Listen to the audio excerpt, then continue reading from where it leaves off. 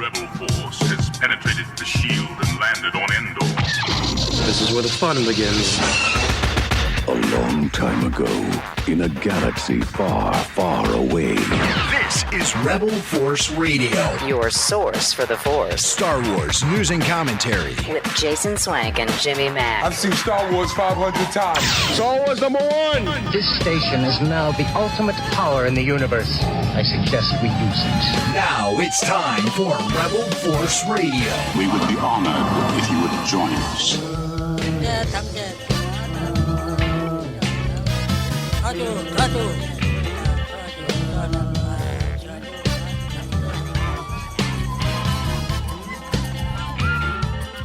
Well, it certainly feels like we just got back from another galaxy.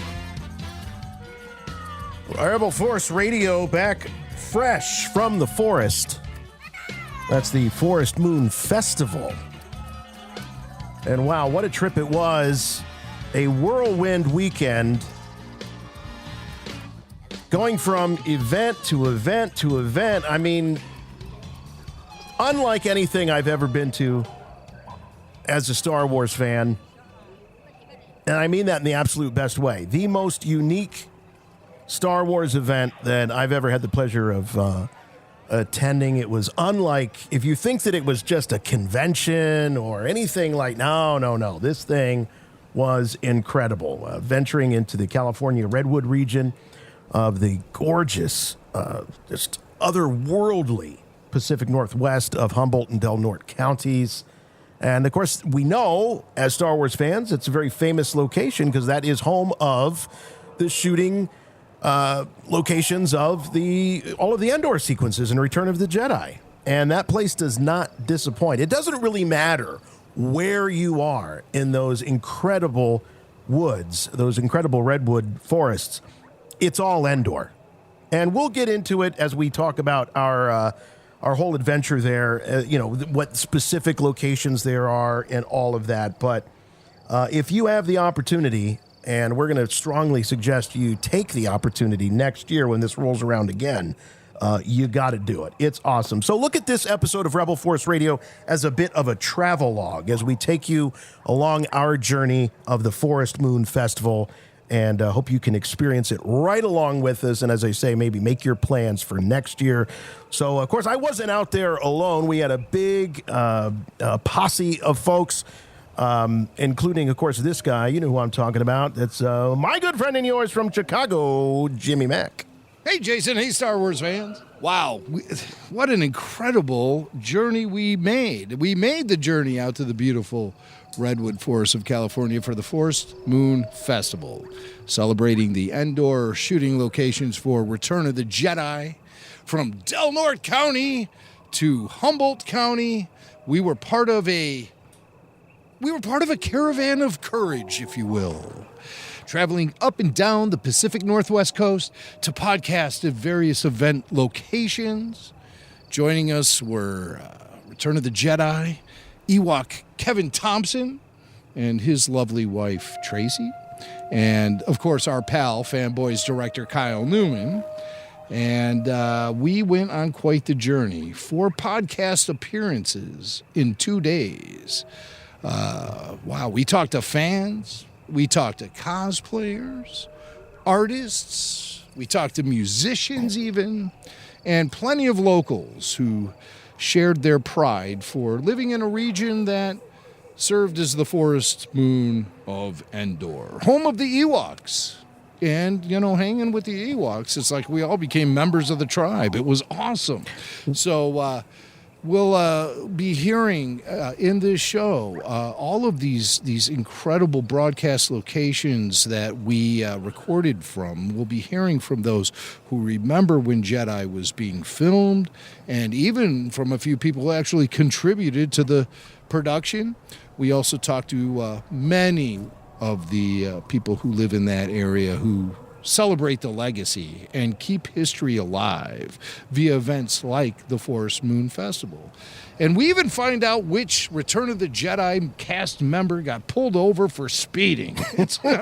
This is stuff you have to go there to to experience this kind of rich Star Wars history. It really seemed like everybody had a story. Everybody has a story. Whether you were around at the time of the filming or not, there's if you weren't around at that time, there becomes a moment in your life, if you're from that area, when you became aware that that was a filming location for Return of the Jedi. We talked to a number of people who are younger and weren't around at that time, but then there was a moment when it dawned on them, or somebody told them, well, you know, that's where they filmed the movie. These people don't necessarily just know that coming out of the womb. Someone's got to tell them, or they put two and two together.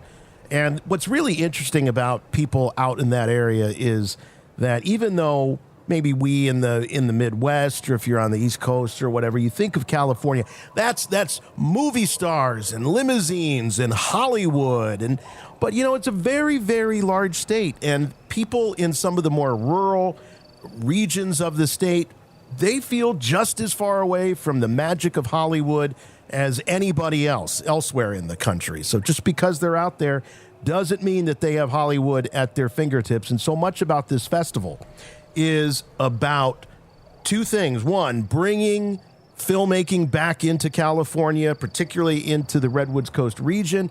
And number two, letting the people that live there, that live in this region, let them know that there's a whole industry of entertainment and film that's waiting for them to take their place. So it's very, very important part of this whole festival is its mission. Right. To drive more film productions up to the region, you know, really is the bottom line here. We want to see this incredible environment on the silver screen as much as possible. Because, you know, little photos on my iPhone don't do it justice. I mean, I was so disappointed in all the pictures I was taking because nothing represented the majesty of what my human eye was seeing as I was looking around the environment we were in. So magical was a word that couldn't be overused last weekend. Let me tell you that. And we were all over the place. We podcasted from the Redwood Region Museum of Film, Crescent City's Beachfront Park, the Arcata Town Square Farmers Market, and the Sequoia Park Zoo in Eureka, California. And in all of these environments, we really felt the whole Ewok vibe. You know, it was impossible to escape. So this week, you're going to hear all of the things we recorded. Strap in. We recorded a lot. This is going to be a marathon podcast celebrating the Forest Moon Festival. So this week, you can hear what we did. Next week, we'll tell you all the stories. And there's some stories to be told from the weekend. But first up, we did record our first session at the Redwood Coast Museum of Cinema. And this is a small but growing museum in downtown Eureka, California, featuring an exhibit showcasing the Return of the Jedi and the role its production played in the community. So let's kick off the event. From the exhibit itself, we were parked right there in the middle of the exhibit with Forest Moon Festival founder and Redwoods Region Film Commissioner Cassandra Hesseltine. Hello, gentlemen. Hello. Thank you for coming all the way here. Oh, my God. Is it okay that I call you us. chief of our tribe for the Forest Moon Festival? Because you really are the chief. Yes, it's actually a nickname of mine. Yes. All my playa friends will be happy that you called me that. Nice. That's awesome. Hey, this is the third year for this festival. How is it going so far? Are you happy with the evolution of this? I have no words. Yes, absolutely, 100%. My team is magic. My creative producers, my staff, the vendors, the locals, the community partners. Everybody has elevated it each year. Mm-hmm. And this year, you know, we've got you guys, and we've got some happy to be other really cool people that are here. And that's just really made it, you know, each year it's a new iteration, and it's just been fantastic to watch a crazy idea from 12 years ago grow into this. And it just means so much to all of us. 12 years ago was when you had the initial thought to do something like this. Folding laundry.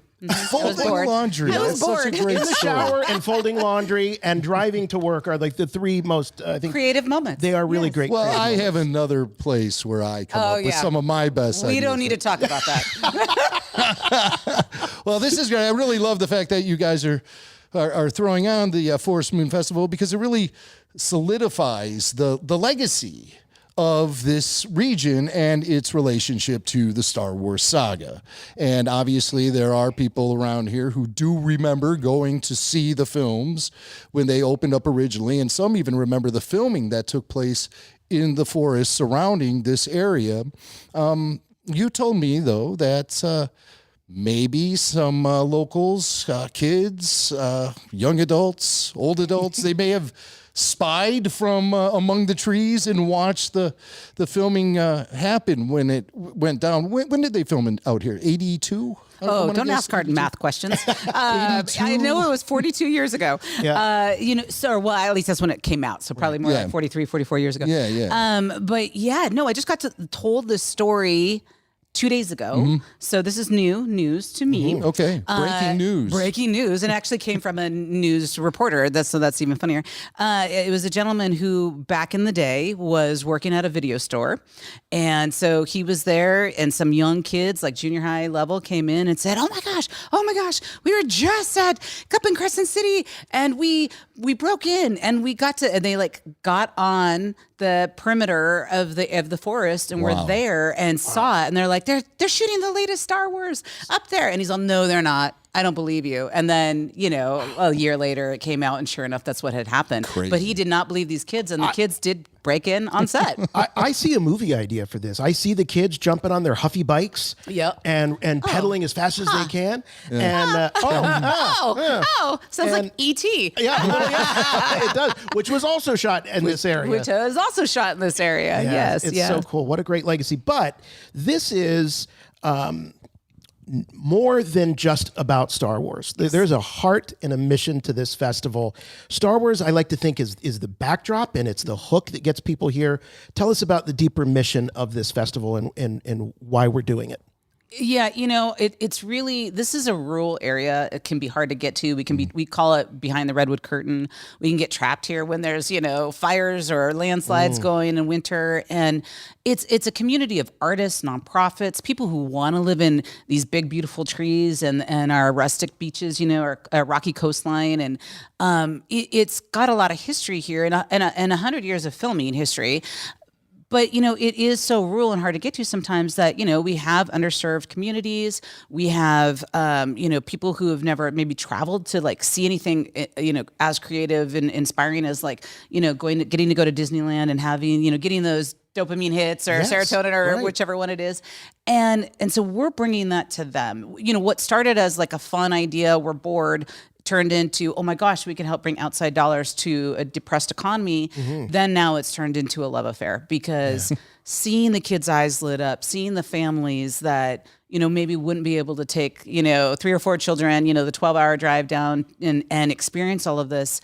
We're bringing it to them. To them. Quality of life, pride, community pride. It's a really amazing gift, and it's amazing for our whole team to watch people light up. I think that's so cool because you're right. I mean, going to Disney, going to Star Wars Celebration, as a family, it's expensive. Yeah. And you're not everyone can do it, but these kids and these fans out in this area, they've got a one-up. It's not a convention center. This is an actual filming location for one of the most iconic moments in the whole saga and the battle for Endor and all of that. So I like that they have a one-up on those other events. Exactly. And the other thing that's interesting too is that growing up in the Midwest, it felt like a million miles away from Hollywood.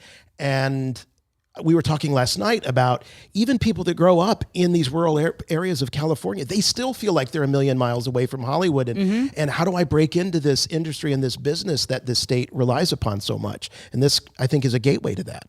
It is a gateway. It shows them that it's real. It can happen if you have some form of either creativity or even logistics. Half my job is logistics, working with productions, that there's a place for you somewhere and that it's not unattainable. It's not so far, far away, Yeah, right.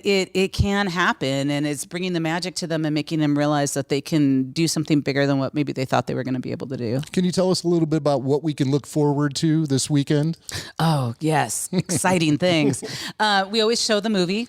So we have a couple outdoor screenings, including right next to the redwood. So that's pretty magnificent. Return of the Jedi. That's yes, what we're going to be Star Wars, watching. Return of the Jedi. And we also have you guys, you're going to be doing some guest appearances, as well as we have Kevin Thompson, who played an Ewok and did some stunts. And I think he actually played several Ewoks. And we have Kyle Newman, who is here. Yeah, that guy. We know him. Yeah, him. And he is coming, we're showing the movie Fanboys because obviously it's, so perfect. And then he's going to do a Q&A for that. So that's just some of the highlights. But we have all kinds of things. Like we have out-of-town professional costumers per Lucasfilm that come and attend these different events, and they make appearances, including we have one coming as Darth Vader, and he is amazing at folks, it. I've seen photos and video of this guy, and I'm telling you, it's right off the screen. He's amazing and super authentic. Yeah, we have everything from like a farmer's market that every year they deck out and wear the costumes, and they have a Jedi band, playing, and we bring the costumers there and blow people's minds as they're buying fruits and vegetables. It's just it's hilarious. Tonight there's going to be a dance, with a DJ, a whole costume dance. There's all kinds of things happening between both counties.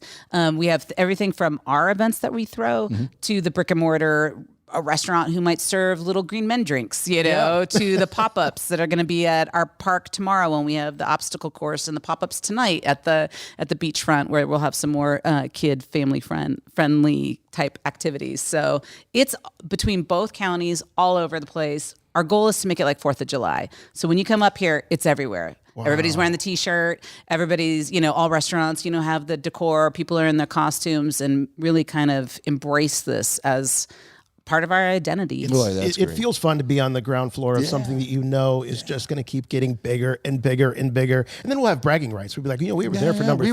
We were there before it became... before it was cool. Before a million people started showing up to it. We allowed you to come. Yeah, well, we're honored and really grateful and very happy to be here. Cassandra, we know that you have a lot to do. You, as we say, you're the chief of this event, but we do have one more question for you. And this is the first in the Yoda questionnaire, the famous Yoda questionnaire. Okay, so you're the first one. He faxed these questions to us. Yeah. He doesn't have, text or Gmail or anything like that. He's Yoda. He's Yoda. I mean, the resources Yoda are limited. He is. Whoa. Oh, she's ready for the questions. She's ready. All right. Well, the very first question, and I will say to you that there are no wrong answers to these questions, so don't think this is trivia. Anyone can read Wikipedia and have trivial knowledge of Star Wars. Yes. We like to get to the heart of it. Yeah. Okay. All right. We want to get to your feels. Ooh, my feels. The feels. All right. All So, right. Sandra. Yes. Cassandra. Yes. Who or what is your favorite Star Wars character? Well, let's see. You guys asked me something similar at one point, and I'm going to stick, I guess, maybe with this answer, though I did love one of my creative producers' answers. He always has a good one. No, I'll let him have it still. It's his. It's his. So my favorite character, and this is only maybe because I'm so knee deep in this festival, because I think if you would have asked me pre-throwing this festival, I would have had a different answer. But I'm going to say it's the Ewoks. And the reason being because of the whole they eat the stormtroopers thing. I just find that so bizarre and weird and wonderful. Yeah. Luckily, it happens off screen, but there's got to be a reason why they've got all those buckets that they're playing drums on. Yeah, I love the one that plays the drum, the percussionist, the Ewok percussionist. Yeah. There were obviously heads in those helmets at one point. Yes. Where did those heads go? I don't know. I think they went on the banquet table. That's where they went. I love the Ewoks for that. Like, they're cute, but they're really, watch yourself. They're carnivores. Yeah. They're carnivores. Shark-eyed devils, some have called them. But that's just the story. I might relate to that. I don't know. Wow. Well, we'll be... Can I thank my team? I would just like to publicly thank Tracy Boyd and Tiffany Miller, who are Hollywood amazing talent, and I can't thank them enough for being on this project with us. I also want to thank Jay Clark and Anival Polanco, who let me push them around all day, every day, and they just arise to the occasion and say, yes, we got this, and all the other people that have helped start this whole thing. But the four of them, Yeah. We all got to have dinner together last night, and you are surrounded by an amazing team. I bet you love going to work every day. Okay. I love them. Yeah, right. I love them. Yeah. Your source for the Force. All right. Well, we are joined now by Dan Phillips, former Chief Technology Officer of Hulu and former Chief Operation Officer of TiVo. So talk about combining the worlds of technology and entertainment. Probably nobody knows it better than this guy, Dan Phillips. Dan, thanks so much for hanging with us today. I'm happy to be with you all, and particularly, all things Humboldt, North Coast, and of course, Star Wars. You grew up here, right? In this area? Yes, I grew up actually in the mountains of the area, a little town called Bridgeville, moved into the big city of Fortuna for high school, and then attended college and lived up there, and much of my family's still there. And how did filmmaking in this area, and you know what film we're talking about, of course, Return of the Jedi, how did that shape your career? Was that influential and informative? Well, certainly it was influential. I remember walking in and way back in high school in that first one, and just, all of us were blown away, fell in love with certainly the presentation and the movie, but the storyline. And what an incredible journey it has been. So that has tied back to me, navigated through my career throughout television and movie through several companies. So much has been talked about over time about the secrecy of the Star Wars project, Return of the Jedi, when they were shooting it here. They referred to it as a film called Blue Harvest, horror beyond imagination. And do you have any recollection or memories about that particular film project being shot here? And did anyone, put two and two together, connect the dots and say, hey, wait a second, I think this is Star Wars? I wish I could tell you that there was an underlying story that I got it and it went right past me. And I think most of us. So it really, they did an incredible job, which they do on these kinds of endeavors. And so, no. No attempts by a young Dan to try to spy on the production or anything, like hiding among the redwoods? If I would have known, I would have been there. I would have been, embedded myself into it as well. But Star Wars has been something that's kind of connected to your career in another way as being a top Hulu executive. Of course, you're part of the Disney family now, just like Lucasfilm is. And it's opened up the door to some opportunities for you. Like you were probably one of the original, very first fans of The Mandalorian, because you got to see some imagery from that before any of us did. Can you tell us any of your memories about when all that went down? I do, and it was interesting. Bob Iger, at the time, had the top few executives from each of the different companies that's under the Disney umbrella. And so we were back there in Florida, and it's just incredible meeting all the different companies. But of course, this was right at the time, a few years back, when they were filming and preparing The Mandalorian. And so when that team got up there and talked about it with us, we got to see and sworn to secrecy about Baby Yoda. Wow. What did you think as someone who grew up on the original films, that all of a sudden you were seeing this baby that looked like Yoda? And did you think at the time this was a Baby Yoda? I was surprised, and we didn't get the full storyline at the time and how. And so our imaginations, which they let you do, run rampant of how it's all going to pull together and tie on. But we got to see it with a sneak preview, and, that was it.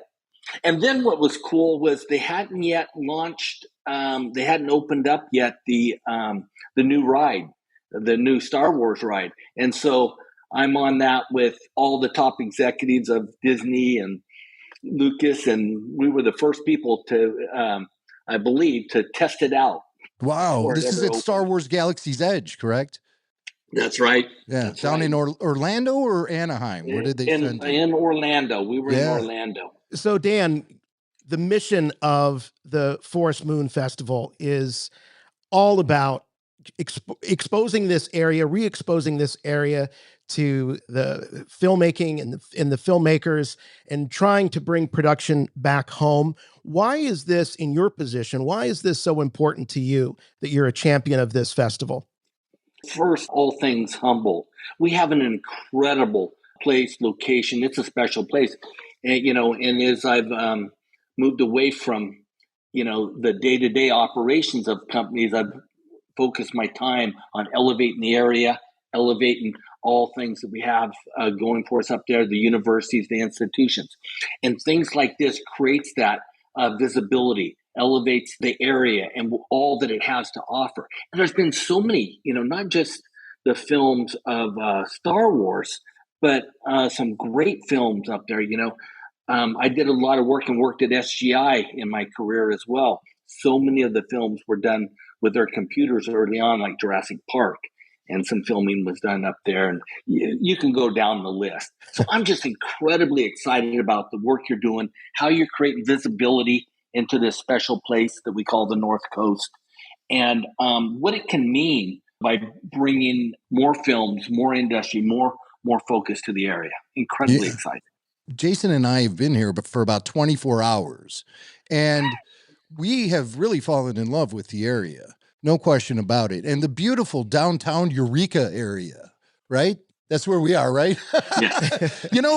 We feel kind of Old lost town. at times. Well, it's a road show. So we're going from place to place. And so we got to look at our friend Tracy to find out, where are we?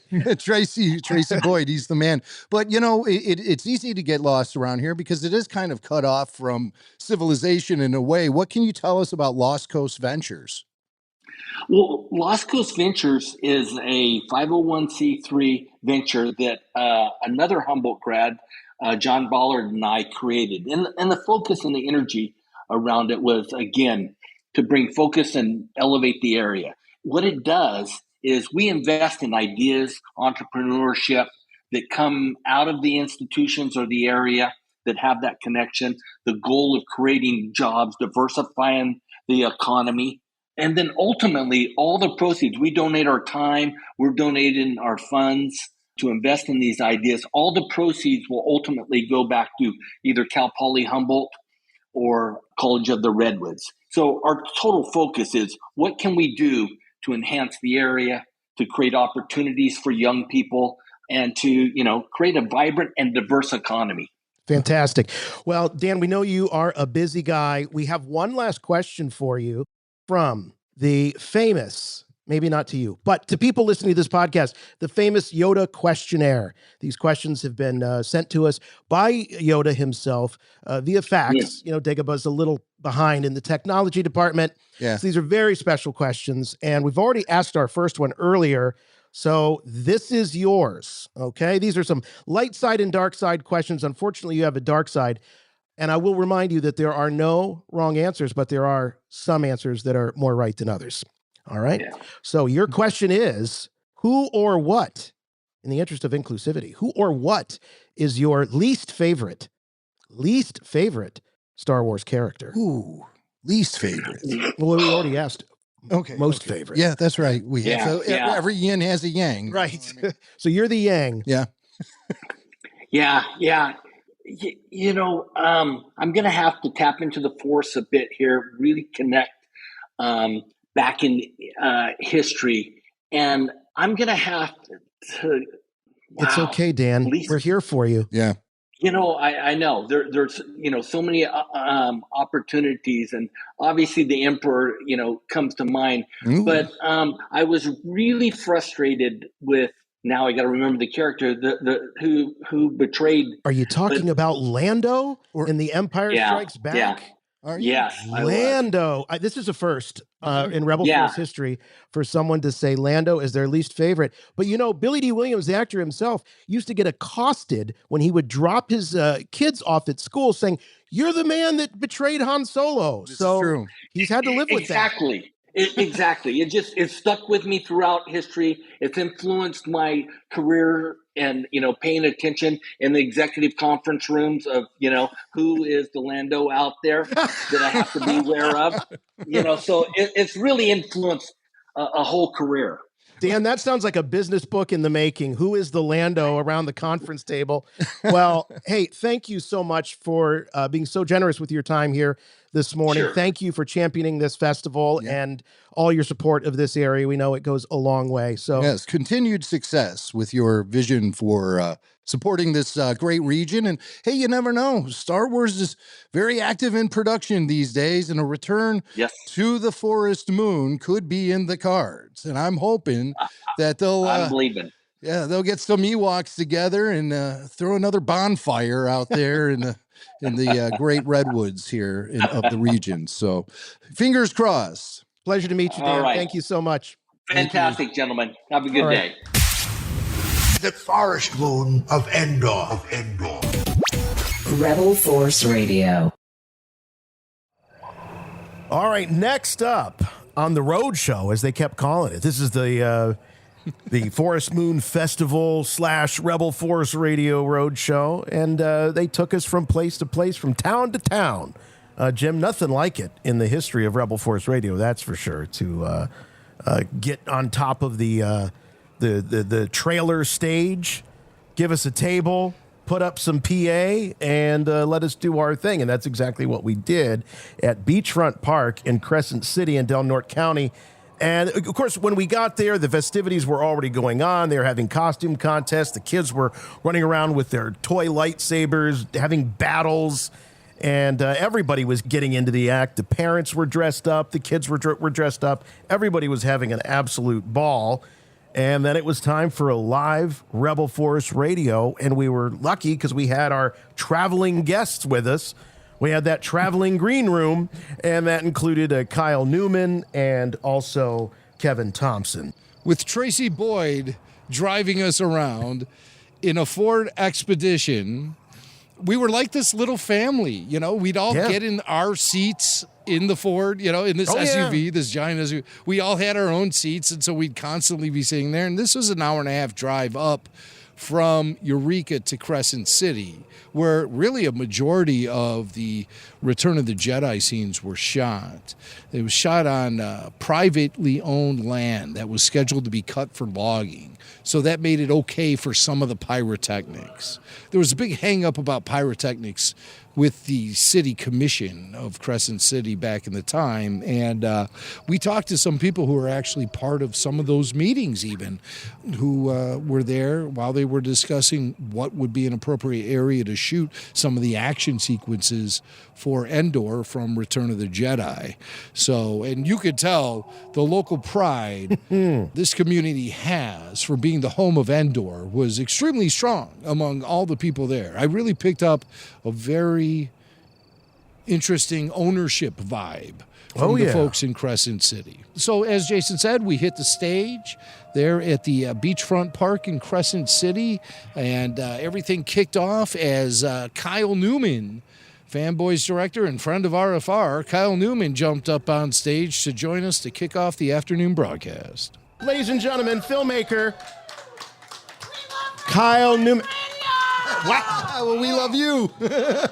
That's fantastic. Hey, Kyle Newman, ladies and gentlemen. Grab a seat here, Kyle. Take this microphone. It's great to see you as always. Kyle is the director of FANBOYS. Kyle, if you could, what is the briefest description you can give of your film FANBOYS, which will be getting screened on Sunday? FANBOYS is a road trip comedy about a group of best friends who grew up Star Wars fans. They discover that one of their friends has a terminal illness, and his dream, before he passes on, is to see The Phantom Menace. So the movie's set in 1998, and it is a nostalgic journey through Star Wars fandom and a look at what's coming in terms of The Phantom Menace from that really magical period of time in 1998 where you didn't know what the franchise was going to become. And it's got laughs, it's got heart, it's got Carrie Fisher, it's got Billy D. Williams. That's right. It's got the voice of George Lucas. It has some ILM Jar Jar in there. It has Ray Park, a.k.a. Darth Maul. It's got Craig Robinson and Will Forte and a whole slew of comedians, Seth Rogen, Kristen Bell. It's if William you love Star Shatner? Wars, William Shatner from the other franchise with a star in it. If you haven't seen it, I promise laughs. Yeah, That's FANBOYS. Is that short enough? Kyle, does it ever get tiring? I mean, FANBOYS came out how many years ago now? Came out in 2009. 2009, so 16 years ago. Do you get And that's tired how we of- met. We met because Yes. as I was putting the movie together and getting ready to shoot, and I think we just shot, and we came on a different version of the early version of this podcast when it wasn't as good. It was still good, but this is like, this is the finished product. This is like Right. you guys get the championship It was the belt. rough cut. Now When it this comes is to the Star Wars final director's podcast, cut. you guys get the WWE belt. You can wear that. You Yes. guys are the best. We got the strap. All right, Nobody I'll comes take it. close. All right, so you never accept. tire about talking about FANBOYS and the enthusiasm that fans have for it as well. No, because when I think of the movie, I see a little bit of myself in all the characters. I see my friends. I see who I was as a kid. It speaks to so many generations, and I had so many good memories making it, and everyone's still great friends. We still keep in touch. We do talk about either a sequel or a series or something else. So people want more. It's been a complicated process, but we all have the desire to go back to it. That's how much we love it. Yeah, very nice. Well said, Kyle. And why do you love Return of the Jedi? I love Return of the Jedi because it is the boldest independent movie ever made in the history of cinema. And here's why. Yes. Star Wars was an incredible, breathtaking, awe-inspiring cinematic surprise. Took the world by storm. Then George Lucas took his money and he bet it on Empire Strikes Back. And he did it his own way. And instead of wrapping it up and being safe, he said, I'm going to take $35 million of my own, and I'm going to take the world's greatest villain, literally the greatest villain in the history of cinema, and I'm going to humanize him and then task myself with creating an even greater villain, which is madness. No studio would let you do that. He did it because he felt it was great storytelling. And no one understood that there was going to be circularity and closure to this. No one understood that there was going to be humanity in Darth Vader. No one understood that Luke was going to unlock his father with something like love. You thought it was going to be done with conflict. And we take all these breathtaking, surprising things for granted. But Return of the Jedi, at its core, is a very bold, risk-taking movie. And we want to say, oh, it's kind of silly and it's soft. It is not. It is a grand, risk-taking venture. And he challenged himself to do some incredible things on a storytelling level. I love the passion that you have for that film. It's my sentimental favorite Star Wars film. You also, over there, in addition to some of the merch, you have Blu-ray copies of your latest documentary, which is one of my all-time favorite pieces of Star Wars history, the holiday special. And you take it seriously enough, but not too serious, because it is kind of wacky. It is a really fun historical and lampooning look at the Star Wars holiday special, which is to many considered the most nefarious piece of entertainment in the history of humanity. People say it is the worst content ever created by a group of people. And that's just George Lucas saying that. And it is particularly awful. There's no enjoyment out of how bad it is. You know, sometimes you watch a bad movie like a Sharknado and it's like enjoyable. This is just bad. It's slow and awful in so many ways. But your documentary is great. The documentary is absolutely hysterical. I made it. I've seen it 100 times. I laugh every single time I watch it because it's got everyone from Kevin Smith and Seth Green and Weird Al and Donny Osmond and Jefferson Starship and Bobcat Goldthwait and crazy people are in this documentary. Bruce Valanche, Patton Oswalt, and all these people have these different anecdotes about it, and that is on top of everyone who made the holiday special. We've got the directors of the special, the writers of the special, Lucasfilm liaisons, the people approving it. Right. It's an incredible look at the making of it, but it's also an incredible look at this special period in Star Wars history where Star Wars was a phenomenon, but no one knew what it could become. No one knew what Empire Strikes Back was going to be yet. Is this thing a one-time hit, or does this thing have legs? And they plugged Star Wars into variety television, which is just dreadful. And Star Wars didn't invent variety television, and that's what we get into. It's a contextual look at what late '70s television was, and it tried to appeal to everyone and ultimately appealed to no one. And Star Wars was plugged into this, and it is so awful. But the version of the holiday special, the clips, are the best anywhere. Yeah, better than anything on YouTube, better than anything you've ever seen, anything peddled to you at a convention. We had Lucasfilm come to us and say, "Can we have your copy? How did you get this?" All right, and the Blu-ray that has all that beautiful HD footage is over there. And that Blu-ray, that movie, is 100% on Rotten Tomatoes, which is incredible. It was one of only 13 films. One of only 13 films in the whole year that ended the year 100% perfect, certified fresh. Wow. And that's rare because no critics like my movies that much. So something went right with that film. And I produced the documentary, and we brought you some really wonderful, passionate people. It's a fun ride. Well, congrats on that. And also, correct me if I'm wrong, I believe it contains one of the final interviews Gilbert Gottfried ever granted anyone. Yes, it's the final interview with Gilbert Gottfried, who was hysterical. There's an 8-minute rant of his, which was too explicit to be included, but it might be in a special edition. Oh, I hope so. Because I think we're going to put out a special edition maybe for the anniversary. You should. All right. And it's got the final interview with J.W. Rinsler, who was one of my favorite Star Wars historians and authors. And sadly, it was J.W.'s last interview. And it's probably my favorite interview in the documentary. It's very poignant, and he had very intimate exposure to George and behind the scenes. Yeah, so that's called The Disturbance in the Force. It's the story of the Star Wars Holiday Special. Plus, Kyle has written some Dungeons and Dragons books. You got to check it out. I'll sign them all. He will. He'll sign them all. He might even sign your forehead. Yeah. So he'll be over here at this tent signing autographs and available for meet and greets as the evening proceeds. Before we let you go, who is your favorite Ewok? Do you have a favorite Ewok? I want to know. Be careful. After today, it's all 20 that Kevin played, because I've had the best time hanging out with Kevin and his wife Tracy. Yeah, we've had a lot of fun. They are amazing. Kevin's a legend, and I know you're about to maybe bring him up, but we are. Yeah, we are. And but we are going to be talking to you later this weekend. Yes. More on Rebel Force Radio here at the Force Moon Festival. But until then, thank you, Kyle Newman. Thank you. Kyle Newman, ladies and gentlemen. And as we were just referring, we've got the legend Kevin Thompson joining us, who played many, many Ewok characters and was one of only 8 that were invited back from the Return of the Jedi to play Ewoks once more in the Ewok TV movies. Battle for Endor and Caravan of Courage. Battle for Endor. We got a big fan out there. So Battle Kevin, for Endor. welcome. Thank you so much. Thank you very much. I don't know if you've seen it, but I dropped my knife around here. I didn't know where, I haven't seen it. I was looking for it. I couldn't find it. I heard somebody went and took it and put it in a museum. It belongs in a museum. Well, I don't know what the statute of limitations is. You dropped it like 40-some years ago. So. That's exactly, yes.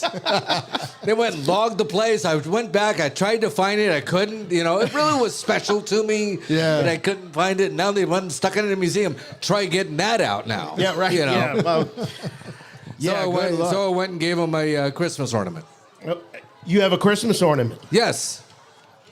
Tell us about the Christmas ornament. The Christmas ornament is, I think it's on Amazon. Tracy found it, and I gave a signed copy of that at the museum. So when you go visit the museum, not only will you see plenty of other things that you guys talked about, and my photo in there, and that's because we gave some things to the very first time we were doing reconnaissance for the book. Yes. Tracy and I came up here just to regurgitate and remember things and get those creative juices and going, oh yeah, I remember this and I remember that, because we would talk to friends and they go, hey, do you remember when we worked on Jedi? And the guy go, no.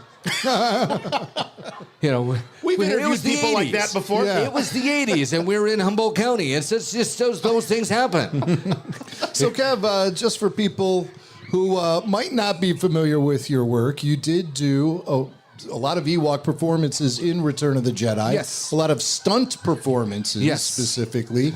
But tell us where we can actually spot you in the film. In the very beginning, you see me. I have a classic white patch over my brown fur face, and because everybody goes, they go, like my mom says, "Which one are you?" And I go, "I'm the brown one." She goes, "They're all brown."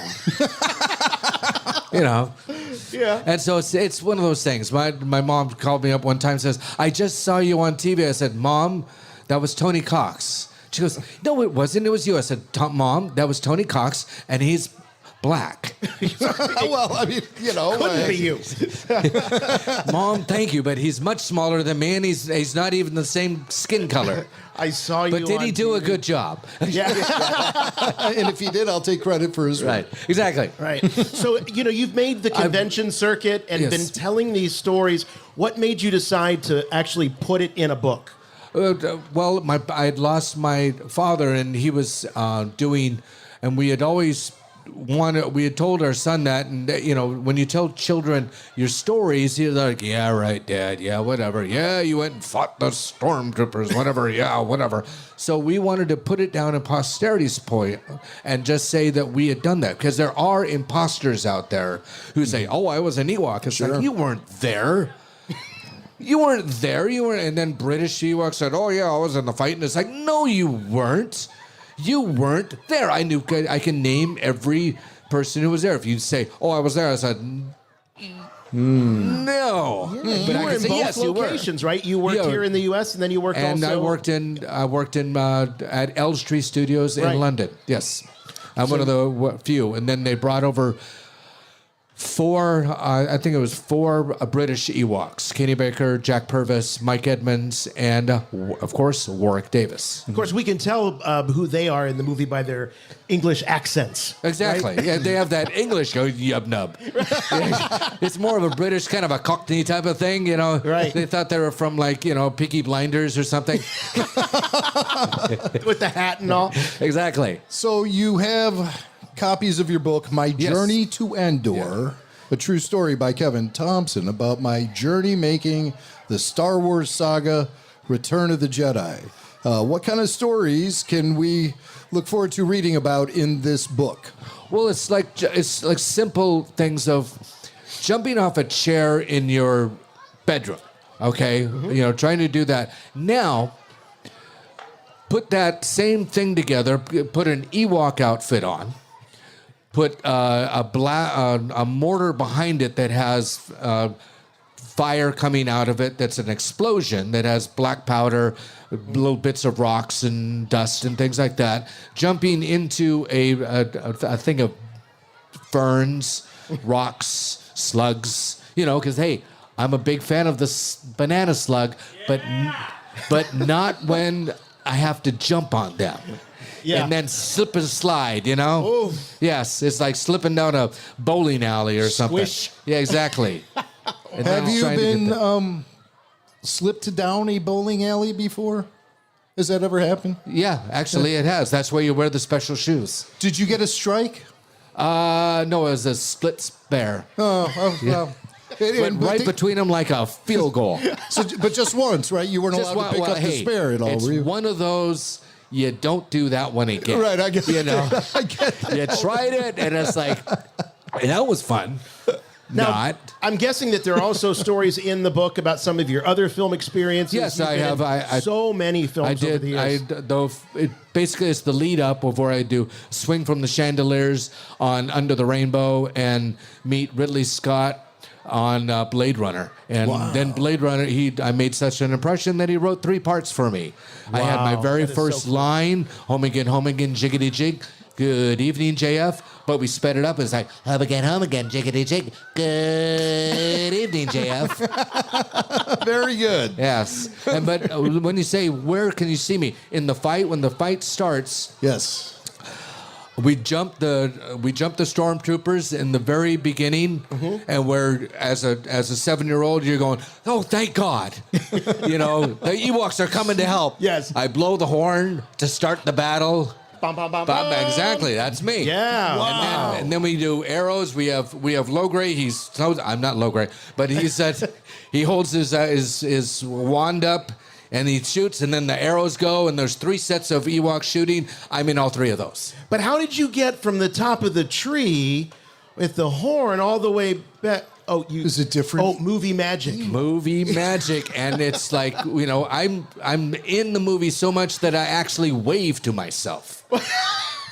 Those are some very iconic moments. Yes, I mean, the visuals are burned in fans' memories. I forever. take out all 3 ATSTs. Single-handedly. Single-handedly. It's basically, I'm Crocodile Dundee, and it's like, follow me, boys. I'm Rambo. I'm all those guys, And what it was that I was 22. I was a gymnast. I was a wrestler. Not professional. I was a high school wrestler, one of the CIF champions. I was a mime. I played on the smallest basketball team in the world, the Hollywood Shorties.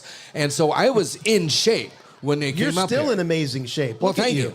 Not bad for 65. Not at all. We should all be so lucky. Or disciplined. That's the wife saying, you can't eat that. And she sort of acts as your translator. She takes Well, it was during COVID, and I poked her, and I poked her, and I poked her, and I poked her. It's those things that the wife goes, all right. We're stuck because it's COVID. We're either there 24/7, but she looked more like it as, I'll write it for Wyatt. And then fans found out about it, and it became a bestseller when it first came out on Amazon. And was it originally meant to be private just for your son? Oh, my gosh. And then, so it's intimate, I can imagine. And so it was things that, Tracy would always say, when you're 30, I'll tell you all those stories I can't tell you now. Yeah, I've said and that so line. these were some of those and things like that. It's like some of the things that I did do on the set. There was one guy who was acting out. There was a couple of bully problems of things, and we took care of that in-house. We didn't have to go to production. We took care of it. Tony Cox went and took care of a big Ewok who thought he was Mr. Tough, and he goes, and the guy's like, what happened? He's about a good foot taller than T, and he took care of him, never to bully again. Another guy was bullying some of the other people around, and I took care of it. I had to slug him in the gut. And he was never seen again. He was. He ran away from Hollywood. Wow. Because I'm there. Well, these are the types of stories that you can find in My Journey to Endor. This book, it is available over there, and you're signing copies of it and selling them right now? Tracy and myself are signing copies for it. So you get a double signature with that. The author and the subject. Right. That doesn't happen very often. Exactly. I'm just at as we run, because I tried to write it, and she was like, "Oh gosh," everybody goes, "Oh, I want to write a book." It's like, yeah, go for it. It really is a lot tougher than you think. Yeah, I've heard that it's fun having written a book. Yes. Not so much fun writing a book. Yes, it's kind of like wallpaper in your bathroom. Well, we're going to be able to talk to you a little bit more over the weekend, but for now, thank you so much for being here, and we want to make sure you get back there so you can sign more autographs. Exactly. And come on by. We have photos, too, of the different Ewoks that I did play in it. I was in, we have stories to tell that aren't even in the book, too. And we do tell you about how Kenny Baker was Wicket before Warwick Davis. And and you find out how that happened. The real story. The real story. Straight from the Ewok's PJ, mouth. The PG version, not the R. Oh, okay. All right. Well, you'll tell us the R-rated version. Exactly. Over a couple of drinks. Okay. That sounds like a plan. Kevin Thompson, ladies and gentlemen. Kevin Thompson, thank you so Jason, much. Thank you. Thank you. Be sure to stop by and say hi to Kevin. He'll be here all night, and he wants to say hi to you and sign his book.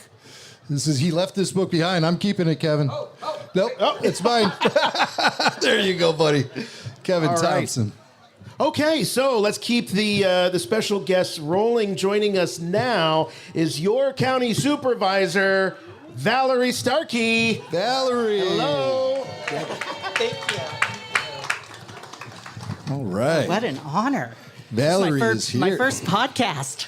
Oh, really? Yes. God, we're honored. We are so honored. I'm honored. And we're honored to be here at the Amazing Forest Moon Festival. This is a really great day for the community, celebrating Star Wars, celebrating the region's connection to Star Wars via Return of the Jedi. We're all fellow Ewoks on a day like today. So say it loud and say it proud. And Valerie is here to join us because she's a big advocate for this festival, and it's really a passion project for you, isn't it? Well, I wanted this to come to fruition for Cassandra because this is her passion project. Yes. Well, we love She's Cassandra. been working on this for years, and now look at it, what it's become. And this is such a great celebration for the people in our community. And it not only draws in tourists, but it also is something that we get to celebrate. This is part of our history. Mm-hmm. And so we get to come out and then look at all the kids having just a great time. It's amazing. And it's great. Cassandra has done a beautiful job bringing in all the extras like you guys. So we appreciate that. And of course, you were around, living here when they were actually filming Return of the Jedi. I was, and I'm not gonna give away my age, but I was very, very young. Oh yeah, just a peanut, a little tot. A little tater So there's tots. David Wilson's out there, and he was here too. We graduated high school a year apart. So there's a lot of people that are still in this community that were around when the Return of the Jedi was filmed here. And we all have little unique stories and unique things that happened. One thing that I can remember vividly, and I was, again, so young. I was in high school. Was when the movie came out, when Return of the Jedi came out, we packed our little tiny movie theater. It was 2 screens, right? And they showed it on both screens, but we packed that thing. And then every single time there was a scene from Crescent City in there, the whole place would go wild. I could imagine. So it was so great to be able to see our own beauty on the big screen. Wow. We get to see it all the time. And I hear you guys went and toured a little bit of our area. We sure did. We were out there with Kevin Thompson and Kyle Newman, and we had a lot of laughs out in the forest today. What was so incredible about it was you're speechless. You're in awe. It was the first time I'd ever seen anything like that. And you're trying to capture it on your phone, and you take the picture, and then you look at it, and it doesn't even do it justice at all. Yeah, there's just absolutely no way to actually get the magnitude of these trees. And so I really do appreciate that you came to see it with your own eyes. And I think that other people need to actually just see the redwoods. But in addition to the redwoods, I'm going to do my plug here. In addition to the redwoods, we did you see our beach? Yes, it's beautiful. We've got what a gorgeous all area. of Pebble Beach that is just gorgeous. We have all of our secret spots as locals that we don't like to tell others about. But give me a call. I'll let you know. But we have our harbor, which is gorgeous. But we have 2 of the most pristine rivers in all of the nation. And that's the Smith River up where you guys were at today when you went to see the redwoods. And then the Klamath River. And so we're really, really proud of our natural resources here. It's just they're absolutely a gorgeous place to live, to play, and to celebrate things like this. Yes. Wow. And of course, your history here, as someone who grew up here, your father was with the sheriff's department, I believe? No. All right. I need to get this story. All right. I've heard a buzz about a story. Your father having a run-in with a Star Wars celebrity. Yes. As Return of the Jedi was being filmed out here in Crescent City. Yes. So we moved up here in 1974. My father moved us up here because he was with the California Highway Patrol, and he was able to transfer to a location. He wanted to raise his children in a small rural community where everybody knew each other. And that didn't work out so well for me because everybody knew everything about me and told him about it.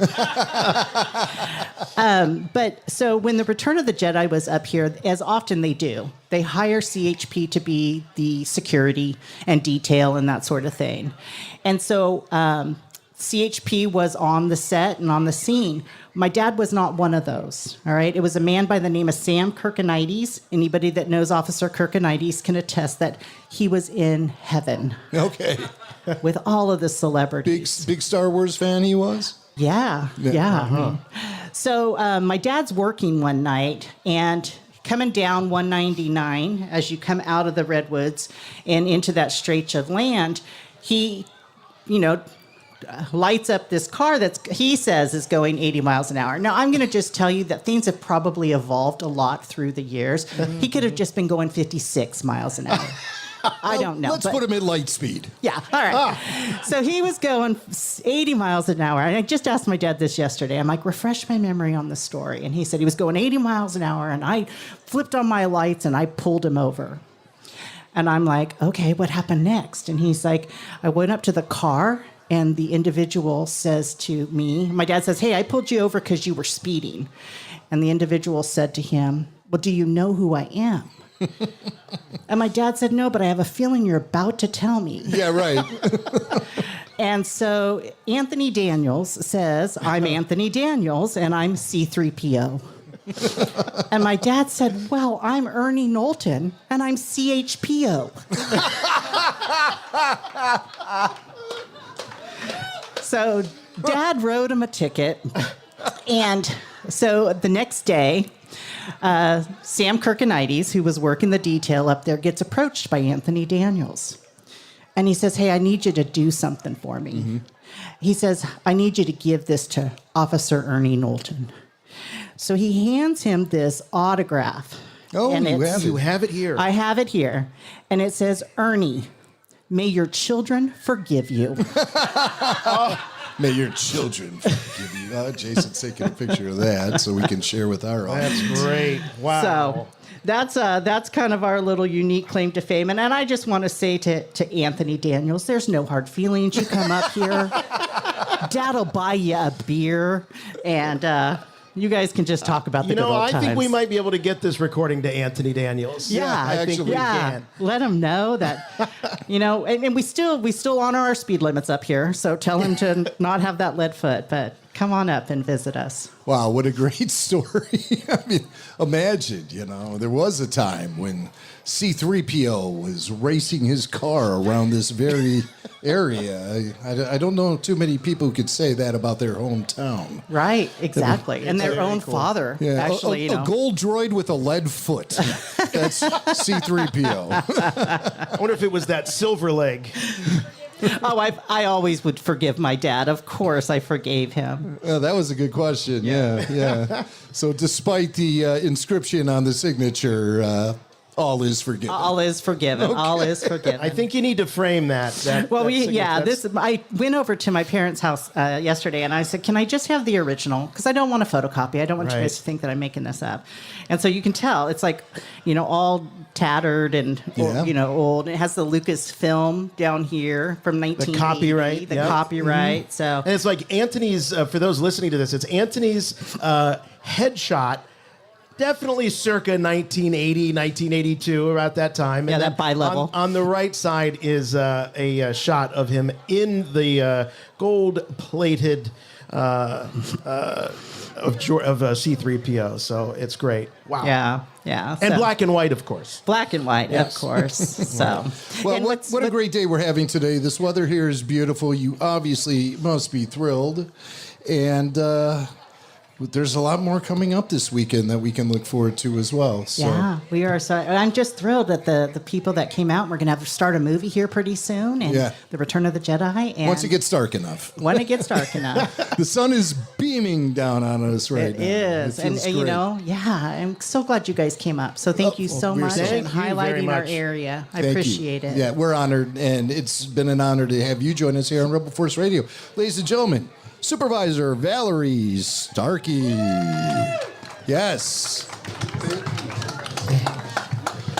Valerie is awesome. So, and I'm sure if you stop her, she'll show you that signature of Anthony Daniels as C-3PO. Was that a bribe, by the way, that signature? Was that some sort of way of trying to bribe his way out of the ticket? I don't know.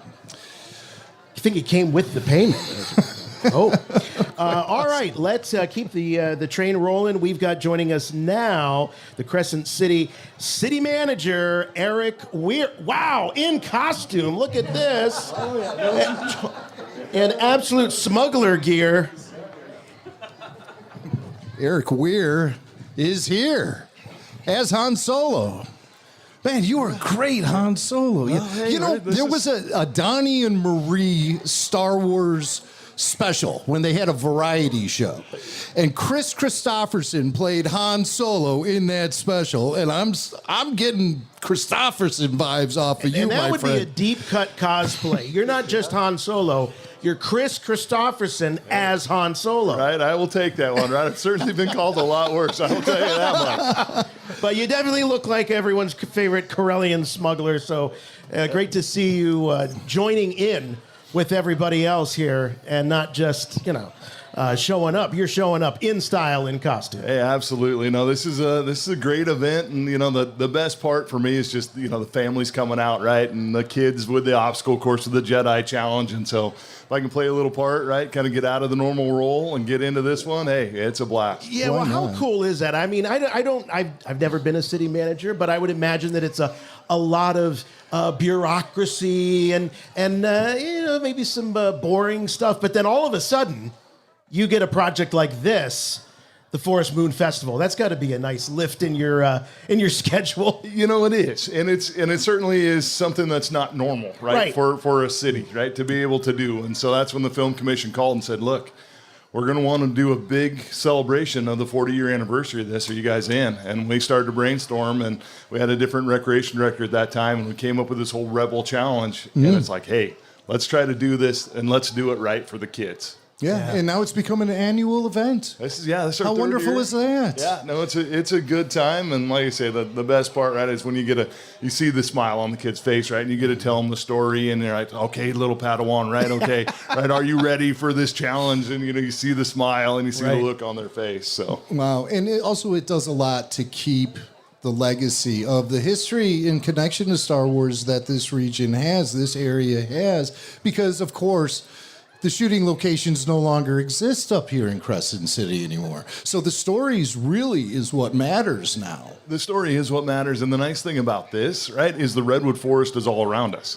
So you can be anywhere in the Redwood Forest. And I remember as a kid, right, I mean, this was the speeder chase scene, right? And you're kind of dodging in and out of the redwoods, right? And you got the ferns going, and you swear, right, an Ewok's going to pop out any time, right? Right. Well, we got Kevin Thompson over here. Right, we got a real life one with us today, right? He'll pop out anytime you ask him to. We do. I will say, and I'm not going to take anything away from the great attraction that is Galaxy's Edge, but for this old original trilogy purist and a big, big fan of Return of the Jedi, I have never felt more a part of Star Wars than I was today in the Redwoods.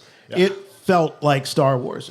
It was like a different planet for me. Oh, yeah, right? I mean, you can't beat that. And so, I mean, we're so fortunate here, right? And at times when life gets busy and talk about being a city manager, we just have to take a breath, right, and go 10 minutes out of our town, get in the middle of the redwoods, and just take it in, right? Yeah. That's what you have here, and it does. It transports you. It really is almost a spiritual type of experience. That's the Zen, the Star Wars Zen going on here. But so obviously you grew up in this area, and you would hear stories about the films being shot out here, right? Oh, yeah. Are there any that kind of jump out to you that you can recall you might want to share? Just the ones, and you're going to be interviewing some of the people that I've heard the majority of the stories from, right? Like Ernie Perry, the community development director, and how it all came to be with the film, like actually being shot here and the different permits and whatnot. But more, it's just about the whole film itself and what a big deal it was, right? And then you had all of the Ewok cast that was here and kind of took over the different places and how much fun that they had, right? And some of the, the different trouble, right, that everyone kind of got in, right? I think there was a night spot that was pretty popular with the Ewok community. There was, right? It used to be called Ship Ashore, right? And the stories are still pretty legend on that, right? Now, wow, that's amazing, because as we were pulling into town, we were in the same car with Kevin, the Ewok, and he asked if Ship to Shore is still around. So there must be some fond memories from partying at that place. And those aren't my stories to tell. I said, you got to get Kevin up here. You got to buy the book, I think, to get all those stories. Exactly. Some of those stories, right, are around, and then the people that worked on the set, and just the influence that it had, and how everybody, right, they didn't think it was going to be that film, right, at first, and they didn't know really how big it was going to be, right? 40 years later, we are here, right, still living this up, and how iconic that was to just be able to have it filmed here and then be able to still experience it, because the Redwoods haven't changed. Right, and it's a great testament to what can happen when you do location shooting in places like this, because then 50 years later, you're still celebrating it, and it's still making a big impact in the lives of the people here. Oh, absolutely, right? And it's a reason to celebrate, right? Yeah. And that's always a good thing. So we can do something like this, and this is a free event for our community, builds community. That's what this is all about. Let's build it around something that was here, something that's iconic, right? And let's celebrate it. Yeah, I love it. I hope that it keeps going for many, many years.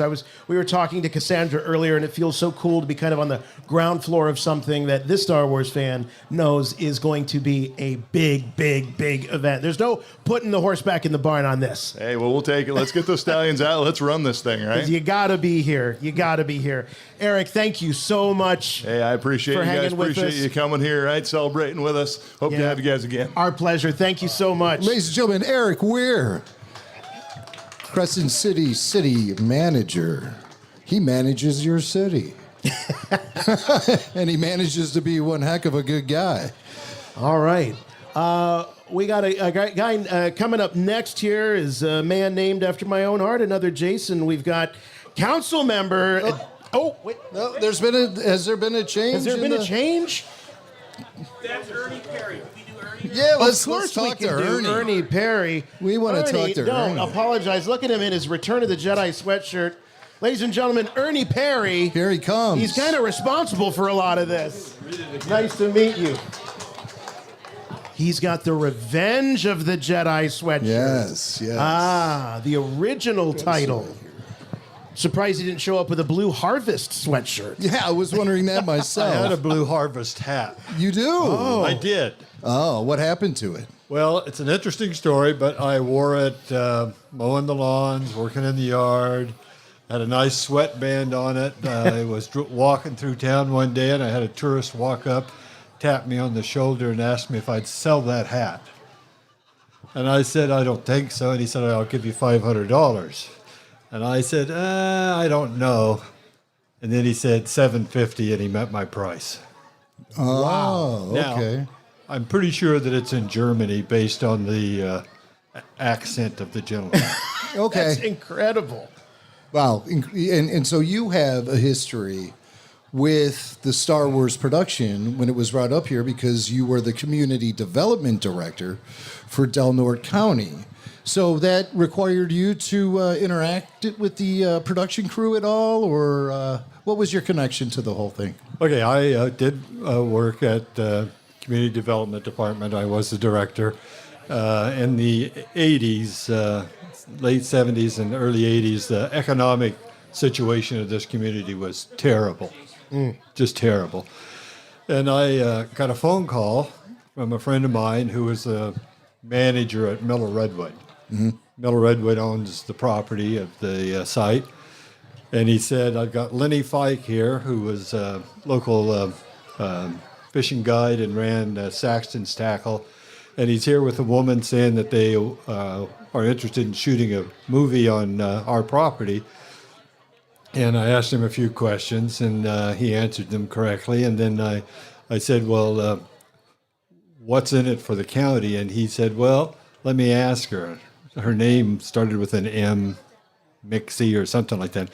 And he came back and said about $4.5 million of economic benefit to this community. Is that all?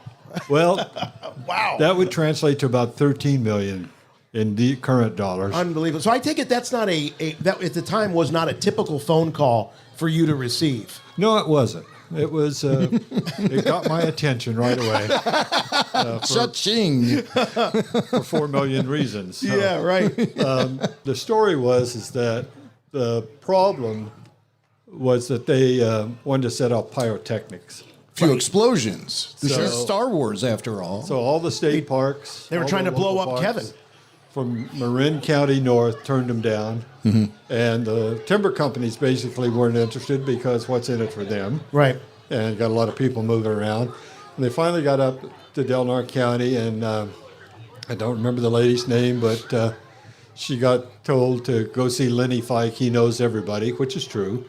And Lenny went to Miller Redwood, which had security gates at that point in time, but it was Lenny. Everybody knows Lenny. So he just drives right on through. Lenny then talks to Dave, and Dave said, I got a 40-acre parcel that I'd consider it if there's some economic benefit to the community. And that's... So he was thinking bigger picture, not just what's in it for me. Picture. Yeah.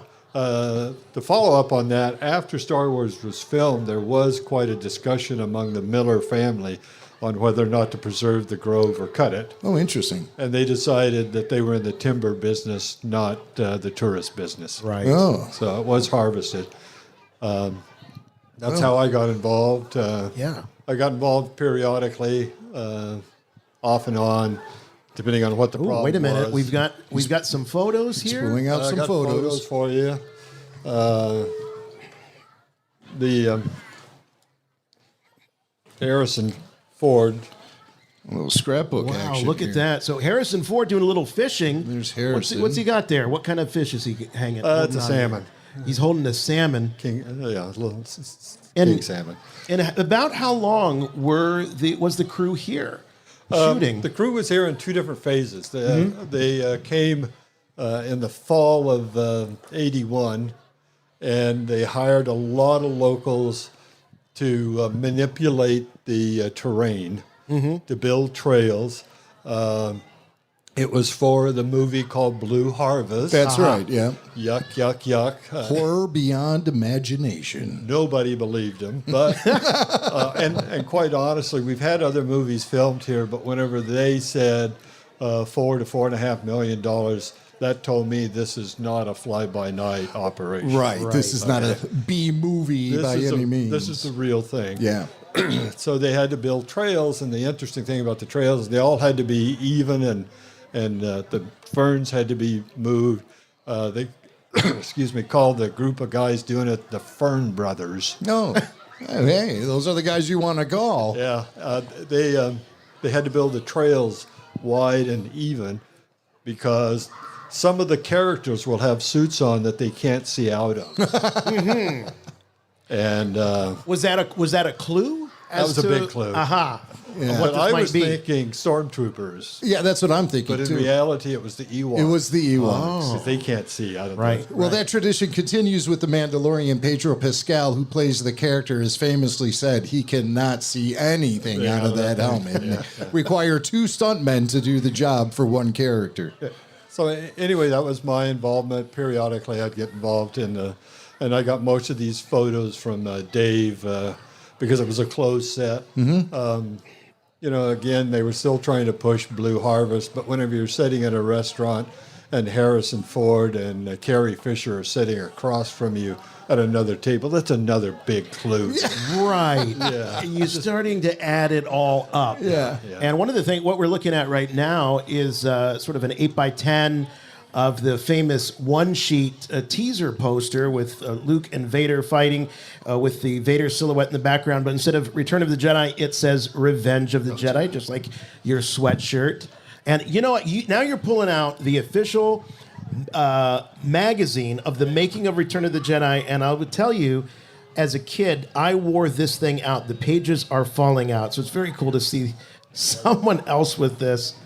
Are you credited in here? No, I'm not. But I wanted to we're point looking at out some that credits. the one person in the entire community that is credited in this is location contact Lenny Fike.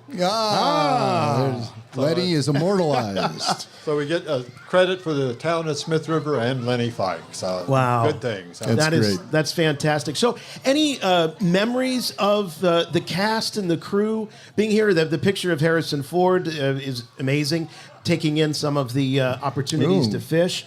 Wow, now we're looking at some of the models. Scout Walker legs only. So a good friend of mine named Robbie Hughes worked on the bunker. Building the bunker. He provided me with this photo. This is the finished product, of course.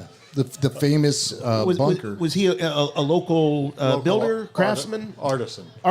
Ah, yeah. Okay.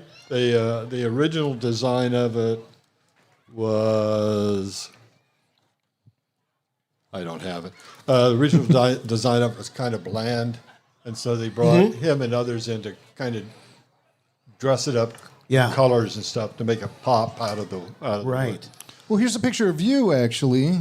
That's on the site. Yeah. This is the famous log. with the log. They tunneled underneath of it so the Ewoks could climb under it. Right. Okay. And that's me at the famous log after the timber harvest plant. And none of these locations exist anymore. Is that correct?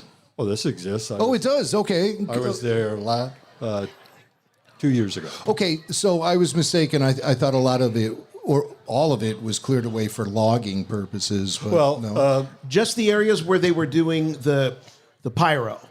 Is that? I don't know why the parks were so concerned about pyrotechnics, but redwoods have survived because basically their bark is the best insulation against a fire. So the pyrotechnics weren't that big a deal. From the redwood standpoint, what Miller Redwood did is they harvested the old growth, and this is all, you can see the big trees and the small trees. Yeah. So this is what the trees look like presently. That's Yeah, great. You can see that. So Wow. it's still a growing, harvesting timber production area. Well, your history with this entire Star Wars production, Return of the Jedi, I want to say Revenge of the Jedi because of your shirt, which is kind of a cooler title if you ask me. But they held on to it and made a future film, Revenge of the Sith, which is probably more appropriate because Jedi don't seek revenge. So I have this photo because I want to confirm for everyone that this is proof that Jedediah Smith State Park is the moon of Endor. Because this is the shuttle Tydirium, something like that. Tydirium, yeah. Tydirium.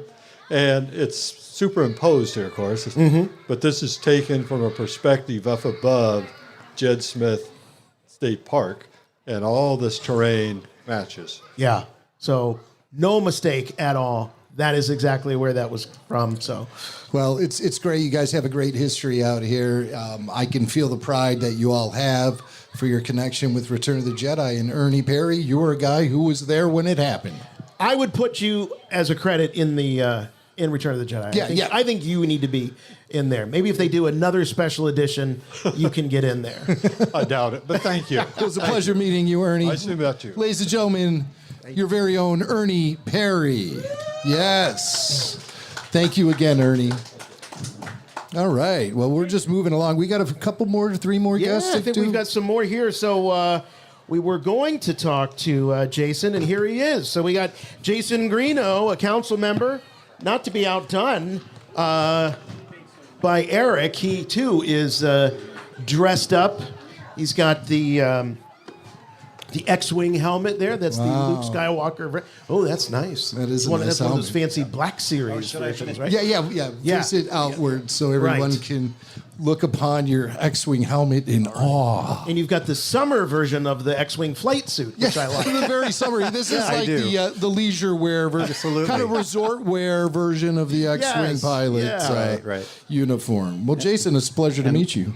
Thank you. And my son made sure I didn't leave home without my co-pilot. Of course, you Your got a little R2 in the front pocket. Is that an R2 in your pocket, or are you just happy to see it? Well, it's great to have you here. Thank you. And so tell us what you recall about hearing this little movie being made in your hometown. And so I was not actually born at the time. But I grew up here. You've heard the legends, right? I heard the legends. Yes. And I was over at one of my best friend's houses growing up, and I didn't realize it, but his dad was a rebel trooper. Really? Yeah. And you didn't even know this? It's just I didn't know it. Your buddy's dad, just rebel trooper, no big deal. During that hot summer, he was out there dressed as a rebel trooper, running around in the woods, fighting the Empire. Well, fighting Kevin. It all comes. Oh no, I'm sorry. He was a rebel trooper. Yes. You know. Yes. Right. Yeah. Same side. A rebel trooper. All right, we just saw a rebel trooper a little bit ago. What are the costume club? Kevin says they were too tough to eat, the rebel troopers, so they stuck with the stormtroopers. Awesome. So was there some photographs that you saw then of your friend's dad? So I haven't seen any photos, but I've seen him on screen, and so we'll see him tonight on the movie. So you know for sure. I know for sure. Okay.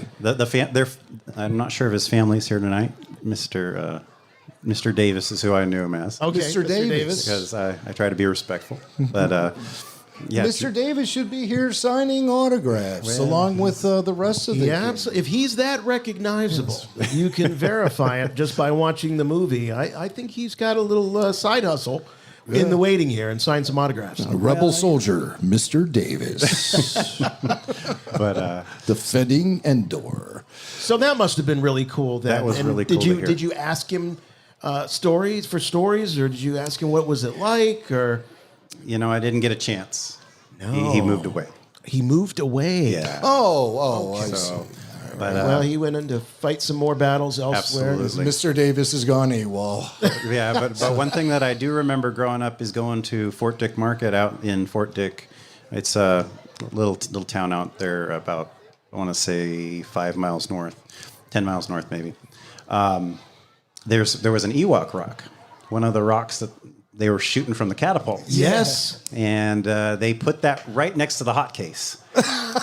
So you'd go in there and you were going to get, if you wanted to get your tater tots or your bonbons or whatever you wanted to pick up, it was right there. Was there any sort of sign designating this is an Ewok rock? It said Ewok rock. Right. Look upon this in awe. Yep.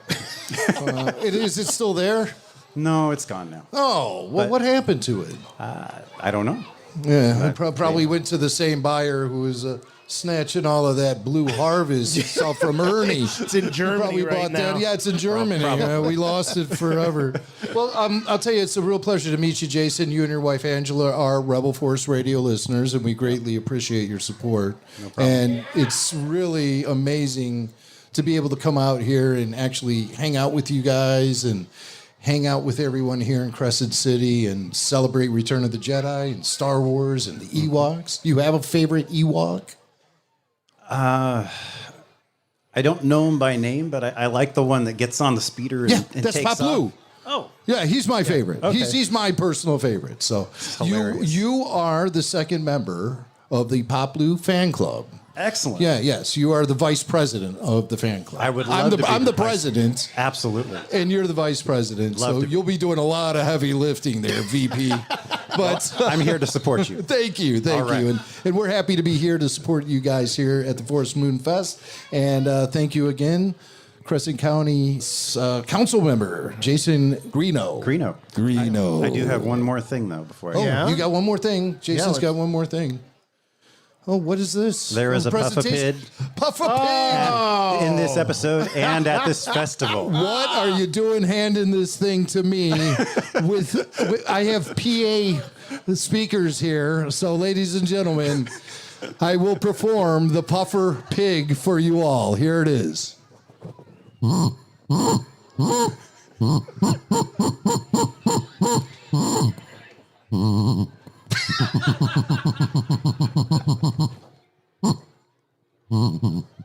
Thank you very much. The Puffa Pig.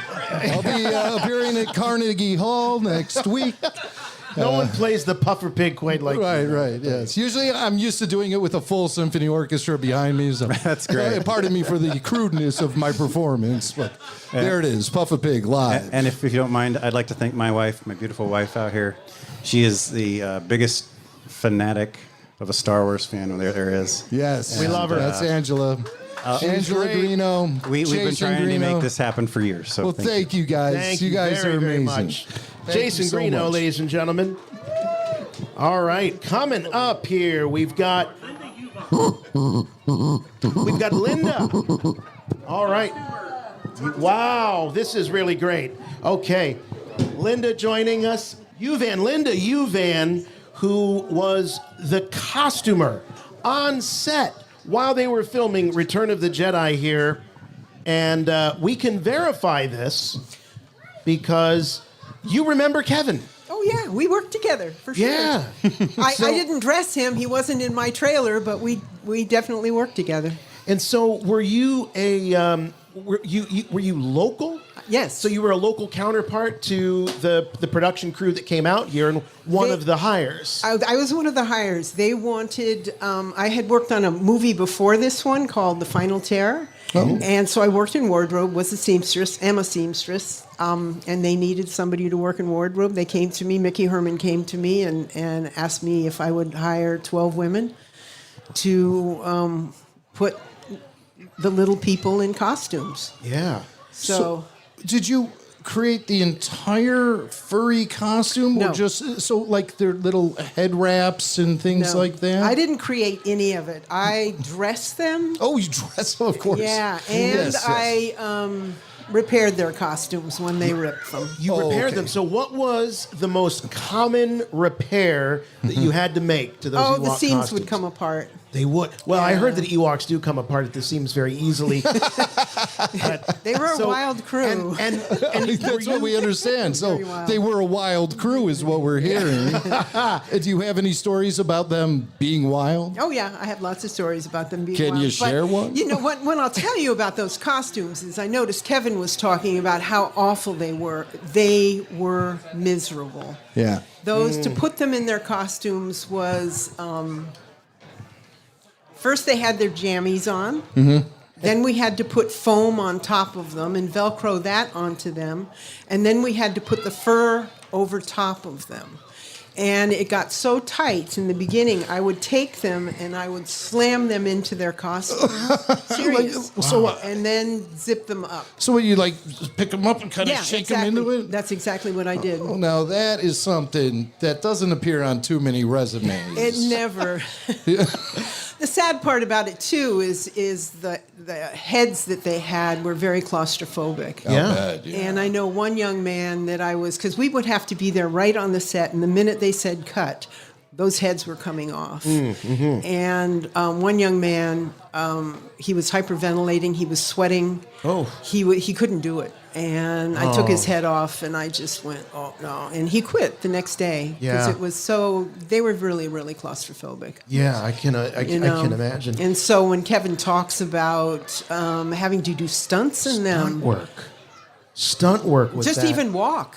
Right. Just to Exactly. even Hard walk. enough just to walk across, and you're walking across the forest floor. Exactly. And when we were Exactly. touring the one location, and we know that it's indicative of where they were shooting, it was hard enough to do it. Just I couldn't even imagine how tall, all of the various foliage is, Yeah. and The ferns, yeah. Yeah. So when they would say cut, would you run out and make repairs to the costumes? No, we didn't or have would to you make. be No, able no, to- no. They would come to me in the wardrobe Uh-huh. room. There's no wardrobe malfunctions happening right there while they were. Yeah, there were. filming. We'd safety pin them together. Oh, but I see, Most okay. of the time, when they'd say cut, we'd have to take their heads off. That was the Right. first thing, the most immediate thing that we did. Behead the Ewoks. Yeah, that was behead your the heads. job. That was my head. and you were also something of like an Ewok pit crew. So if something happened, they would Exactly. come pull over to you, and Exactly. you would as quick as you can too. I'm sure. Exactly. Time is money, and you have to get it done quick. Did you work on any other characters outside of the Ewoks? No, I didn't. But I also, the Blue Harvest rain gear. Mm-hmm. I was the one who silkscreened that off. Oh. Yeah, and there's only 200 of those. No so kidding. they're quite a collector's item.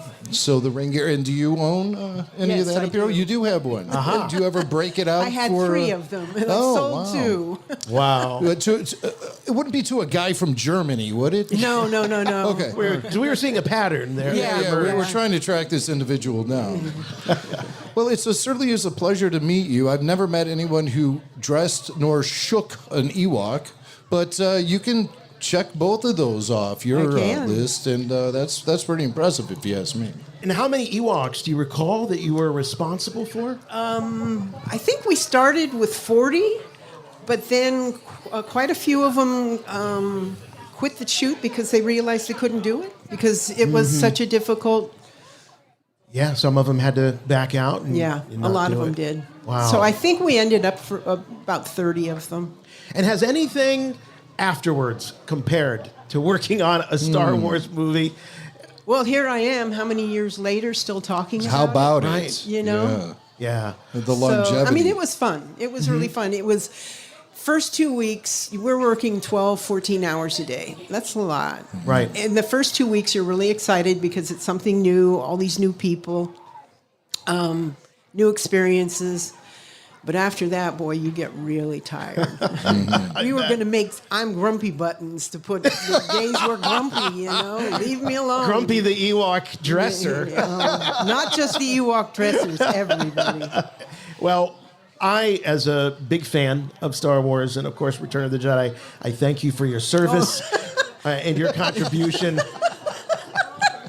Because everyone's talking about, how difficult. And I think, we see the finished product, and we don't see all the blood, sweat, and tears that goes into it. And it really is the result of so many craftspeople and artists and visionaries. Thousands and thousands of people behind the scenes that you never see. Yeah. And not just the people flying in from Hollywood, local people like yourself working to make movie magic. Yeah. Well, thank you so much. Oh, you're welcome. And thank you for sharing the photo. Linda Uvan, ladies and gentlemen. Yay! Thank you so much. What an honor.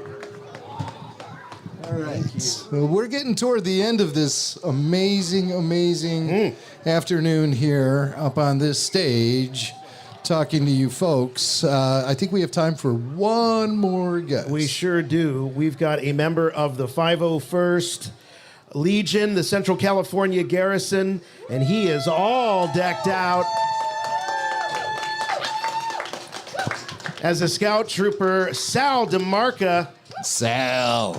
How's it going? Sal is in the house. Look, he's dressed as a scout trooper. How are you Very guys? appropriate for the Forest Moon I Festival. see Kevin over there licking his lips. Fresh trooper. Yes. Or maybe Sal's thinking target practice. Oh, yeah. We aim better than the TKs. Yeah. So where are you from, Sal? I am from Sacramento, a little suburb, North Highlands in Sacramento, California. And you come out here, you've been out here every year? For the festival, yes, but I've been coming back and forth between Sacramento and Eureka, up Humboldt, Del Norte for years with my wife and family. And was that because you have, for any other reason, or because of the history of Star Wars? Well, we have family up here, but the first time I come up here, going through the Avenue of the Giants, and my father-in-law at the time, he goes, "Did you know that they filmed Return of the Jedi in this area and up north?" And I was, what? Really? Yeah. Okay. But then when you start seeing the ferns and the redwoods and you it's like, oh my. It's kind of like Luke on Dagobah. There's something familiar about it. Yes, you get chills.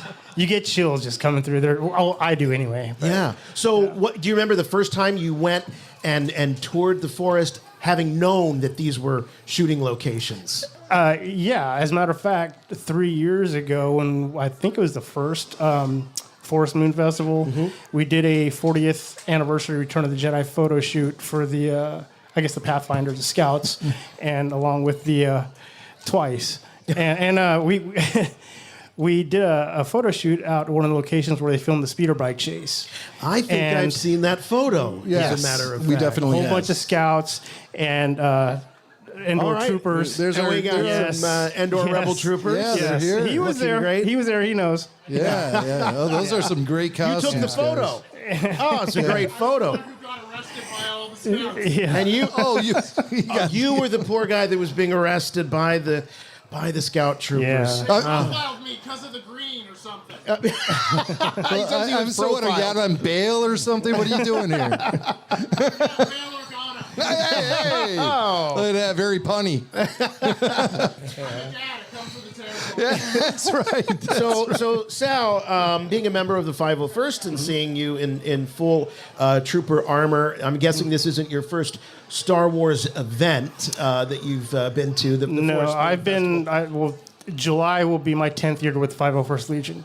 Wow, congrats. But I've been doing this for almost 10 years, and when this troop happened to come along, I heard about the Forest Moon Festival through my wife and my sister-in-law. They were just happened to scrolling on, I believe it was Instagram, and they told me about it, and I seeked it out, and I heard about all the stuff that was going on, and I had signed up for the troop, and came up here, and the first time I was hooked. The people I met, the people that put everything together, Cassandra, Tiffany, her husband, awesome group of people. Is this not just such an incredibly unique Star Wars event? It is.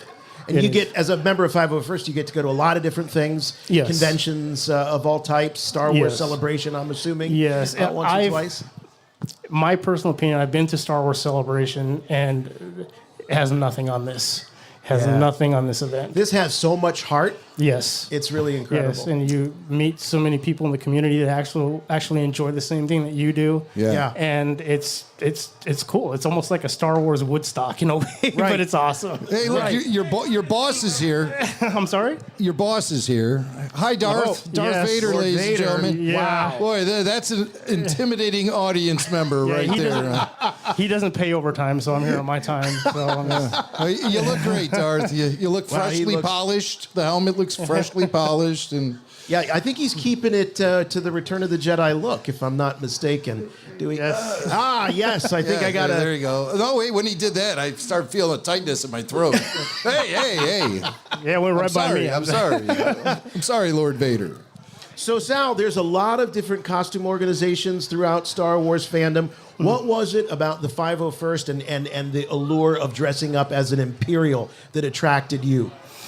Well, once upon a time, in 1977, my dad took my sister and I to the drive-in to go see Star Wars. The moment those stormtroopers came out of that doorway with Darth Vader, that changed it for me. I was like, those costumes are cool. And then ever since then, it's like, growing up and you watch the movies and you wonder how those things are made and whatnot. And then I happened to be at a local con one day, and I seen these guys walking around in stormtrooper armor, and they had a booth set up and everything. A little flyer says, "So you want to be a stormtrooper?" I jumped on it. Yeah. I met a whole bunch of other people that do the same thing, and noticed that you could actually go from making one costume to another. And I mean, it's endless, and you meet so many people that are doing the same thing that you're doing, and they help you out along the way. They're a total great group. Right. It's not like they have secrets to how to make these incredible costumes. They don't want to share with anybody. They share with anybody who's wanting to learn. Yeah, they have build parties to where like one of the members will, if you live in a certain area, they'll say, hey, come on down, bring your stuff. We'll help you build stuff. We'll work on our stuff together. If you have pointers to give, take advice, give advice. And do you do other Imperials? I do. My first build was a TK Stormtrooper. Your first love. Yes. Yeah. This is my second build, and I'm currently working on a Return of the Jedi original Boba Fett. Not the special edition, but the original Boba Fett. So only villains for you, huh? Yes. Yeah. We look better. Yeah, that is true. The bad guys are always the coolest. I don't know. We see see an Obi-Wan over there. We see I don't know. Princess Leia. It's nothing too difficult about running around in a bed sheet with a hover. Oh, damn. Shots fired. That sounds like a Shots fired. That sounds no miss. Well, man, it certainly is a pleasure to meet you. Yes, and thank you. Admire your incredible gear that you're wearing. Great scout trooper. Thank you. You build it yourself. Yes. You're a part of a great fan community that shares their passion and works together. It's a wonderful hobby. It's maybe even a little bit more than a hobby. It's probably a lifestyle. It is definitely a lifestyle, and I mean, it's got to the point where my son is even involved in the 501st. Yes, he's right there. The Shadow Scout. Oh, wow. Yes. Oh, you're Shadow Scout. Shadow Scout Trooper. Wow, Yeah. That's not a common one. You Not don't a see common that. one, no. That's phenomenal. And of Yeah. course, all the work that you all do at the 501st for charities and events like this, where you don't ask for money. It's all for the love of Star Wars. Yeah, I mean, Tiffany, she had reached out to me about giving a little bit of a word in for the board up here, and I pretty much put in as much as I could, the way I actually felt about the event and the organization up here, and it is, to me, this is something that I wouldn't stop. I would continually come up here every year as long as to keep this going. I can tell you're really speaking from the heart right now, and I appreciate that as a lifelong Star Wars fan myself. You know, us guys from the original generation, I think a lot of us really fantasized about being a stormtrooper when we were kids watching those films. And now to be able to have the opportunity to make your dreams reality and celebrate the Star Wars saga and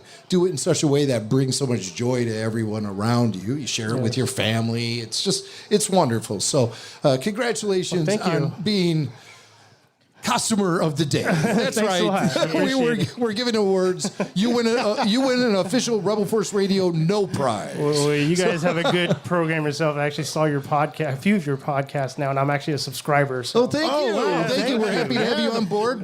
We do live streams from time to time where we take phone calls from our audience, and maybe you could call in sometime. We'd love to hear Thank you very much. And that podcast is available wherever you find podcasts. You can subscribe to Rebel Force Radio. Rebel Force Radio.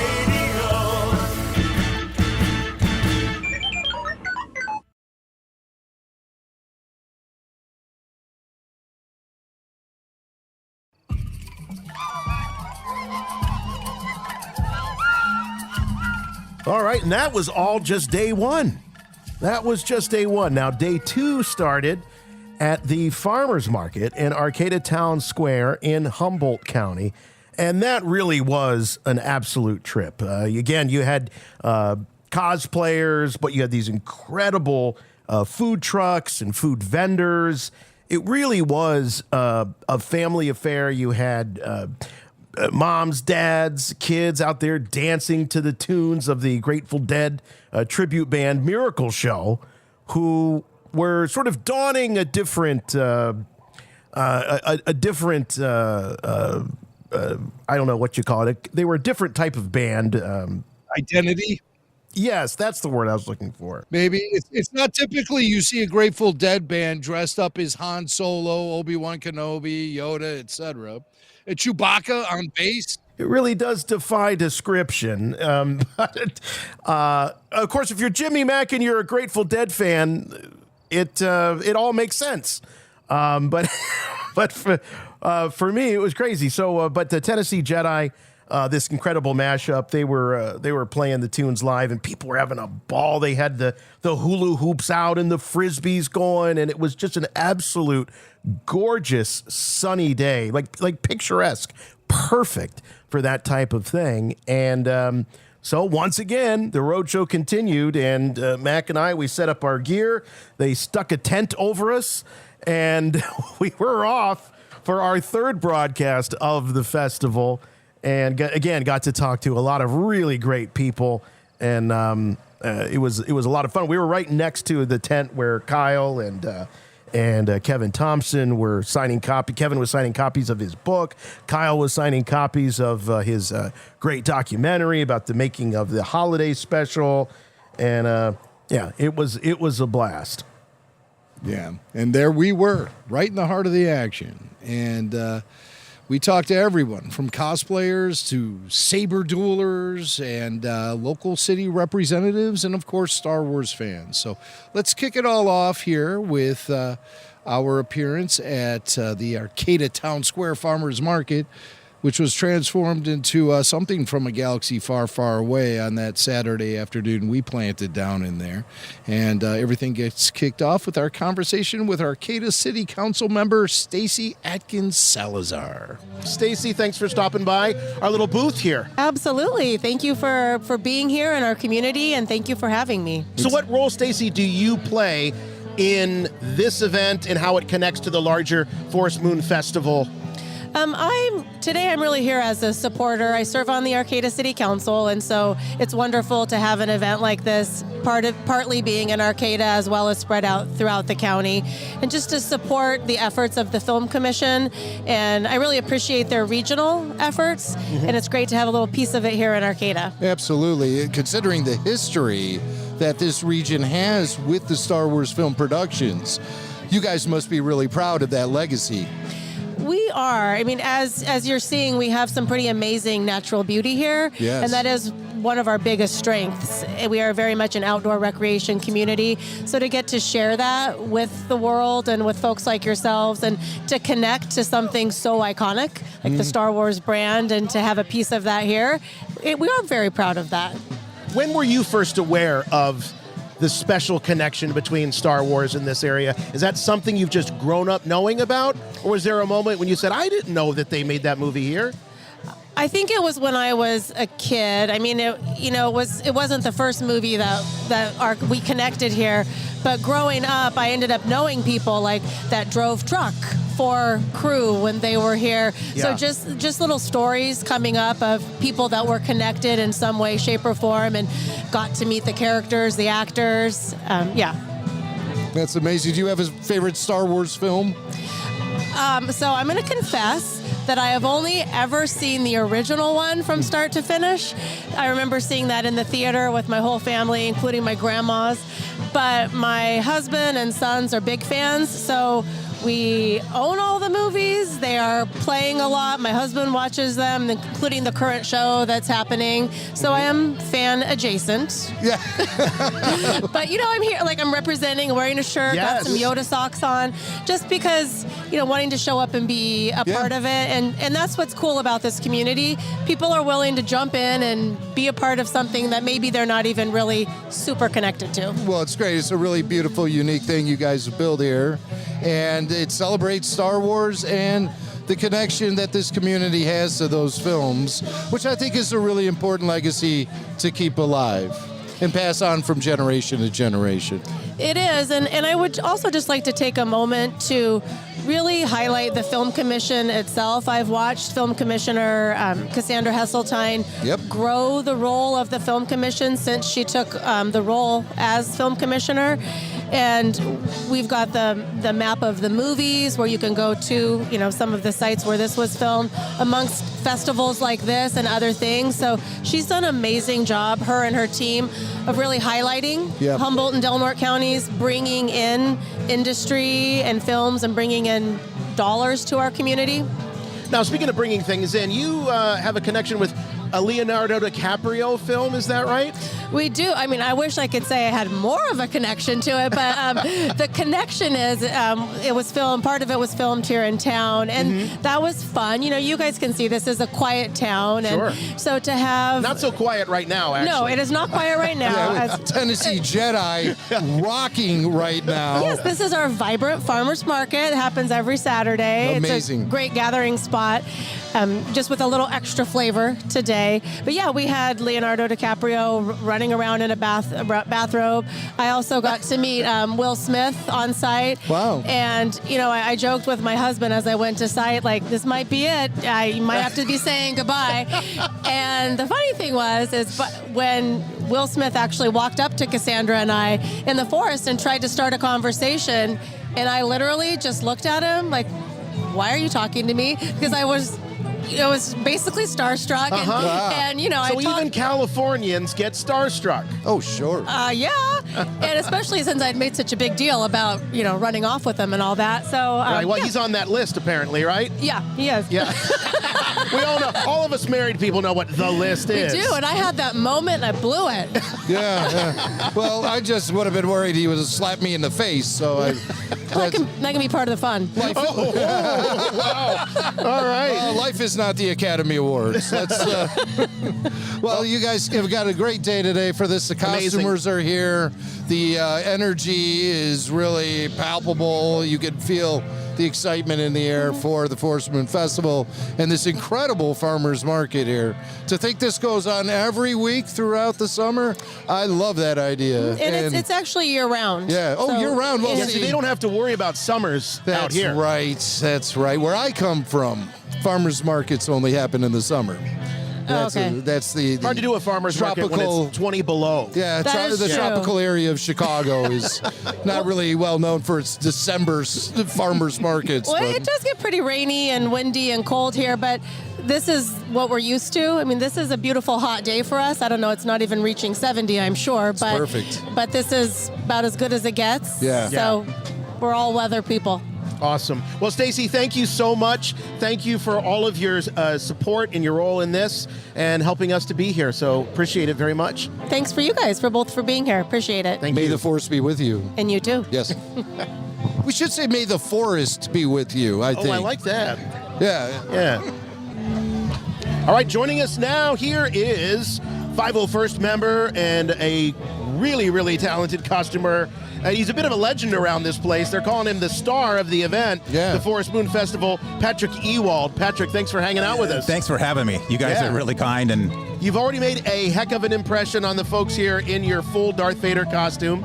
And Jim and I, we've been around Star Wars fandom for a long, long time. And I have to tell you, no offense to anyone else out there, but pack it in. Patrick is the best Darth Vader. You know, we work for the Empire. We serve the Emperor. So we got to be good. Right. You got to represent. Yes. Now, your story is kind of interesting because you didn't get into Star Wars costuming until 3 years ago. Later in life, right? Yeah. I turned 60. I said to my wife, what I'm going to do when I turn 60. And I went out and bought a cheap Vader costume, went out and ran around my neighborhood, and I loved it. So by the way, he looks about 45. Yeah, really. So, you look fantastic, Patrick. But what I like about your story as a 56-year-old Star Wars podcaster, that there is plenty of room for Star Wars in life after the age 60. Jump in the galaxy. It's warm. For all of us. Yes. So no reason to feel like you've outgrown Star Wars ever, or you've matured away from Star Wars. I had somebody say something to me. He runs a Star Wars website, and I was discussing with him the ups and downs of doing something like that, and he said, well, I'm kind of thinking about selling the website because I'm turning 60 next year, and I don't know if I could keep this up. And I said, is there an age limit? He really made me think. Is there an age limit for my participation in Star Wars, or yours, or Jason's, or anything? And the answer is absolutely not. No way, not at all. No way. The Force is weak with that one. He needs to go back to some training. So let's talk about your evolution as a costumer. Okay. So you said that you had purchased a store-bought Vader costume, sort of kicked the tires on the idea. Yes. And then how did that evolve into this incredibly film-accurate costume? And then we want to hear about other characters that you do as well. Great question.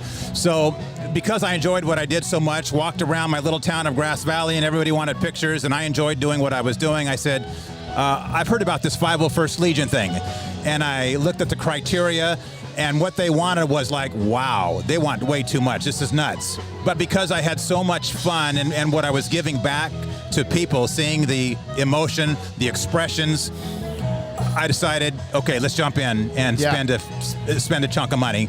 And that's how you get to a film accurate costume. Mm-hmm. And you seek out the vendors, you use the 501st Legion, go to the website, and find the costume you want to build, the character that you resonate to. Yeah. And Vader was my guy. What are you trying to tell us here, Patrick? Well, the character you're a little short to be a stormtrooper. You probably haven't heard that before, right? No, you know, I was just saying earlier, Tracy and I were talking, he's like, sometimes you got to let the costume choose you. You know, I'm never going to be Darth Vader. I could be a Jawa, right? I could be an Ewok. I might be able to even be an Ugnaught. But I'm not going to be Darth Vader, and that's okay. Yeah. And I'm not going to be a Jawa. Well, right. So they say I could, but I just don't feel like I'm definitely not going to be Hutt Slayer Leia anytime soon. Let's just leave it at that. But Darth Vader isn't the only side of your personality. You have another side, a lighter side. Tell us about that. Yeah, so after building a couple of more Empire costumes, Garindan and an officer, because I love Endor so much, Chewbacca has always called to me. And I like to ham it up like you guys a little bit, and Chewie's that kind of a dude. Right. So I said, build a Wookiee. So I didn't actually build it.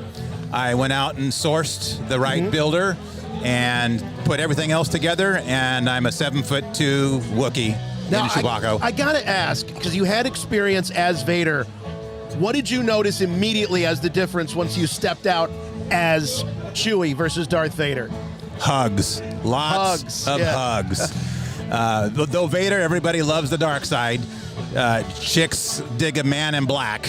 A Wookiee is just big, fur ball and give me a big hug. Everyone wants to hug Chewbacca. Yeah. It doesn't fail. Wherever Chewbacca shows up, hugs. And I notice the ladies particularly like to give Chewie a hug. Yeah. So tough day at the job. So when it's the that best of happens. both worlds, right? I think of Chewie as sort of like the Santa Claus of Star Wars. I've talked to people who are professional Santas and the way people just melt. And I think that's what happens with Chewie. Yeah. You become a kid again immediately. You guys will be at the zoo tonight, right? Oh, yeah. Hopefully they won't lock Wookiee up in a cage, for an animal walking around. But you're gonna see me out in Chewie, and you'll see what it's like. Awesome. Yeah. Look forward to it. So what has it meant to you to be with other like-minded Star Wars fans and customers? What has that added to your life? There's so much trouble in our lives around us that we try to stay away from and not create in ourselves.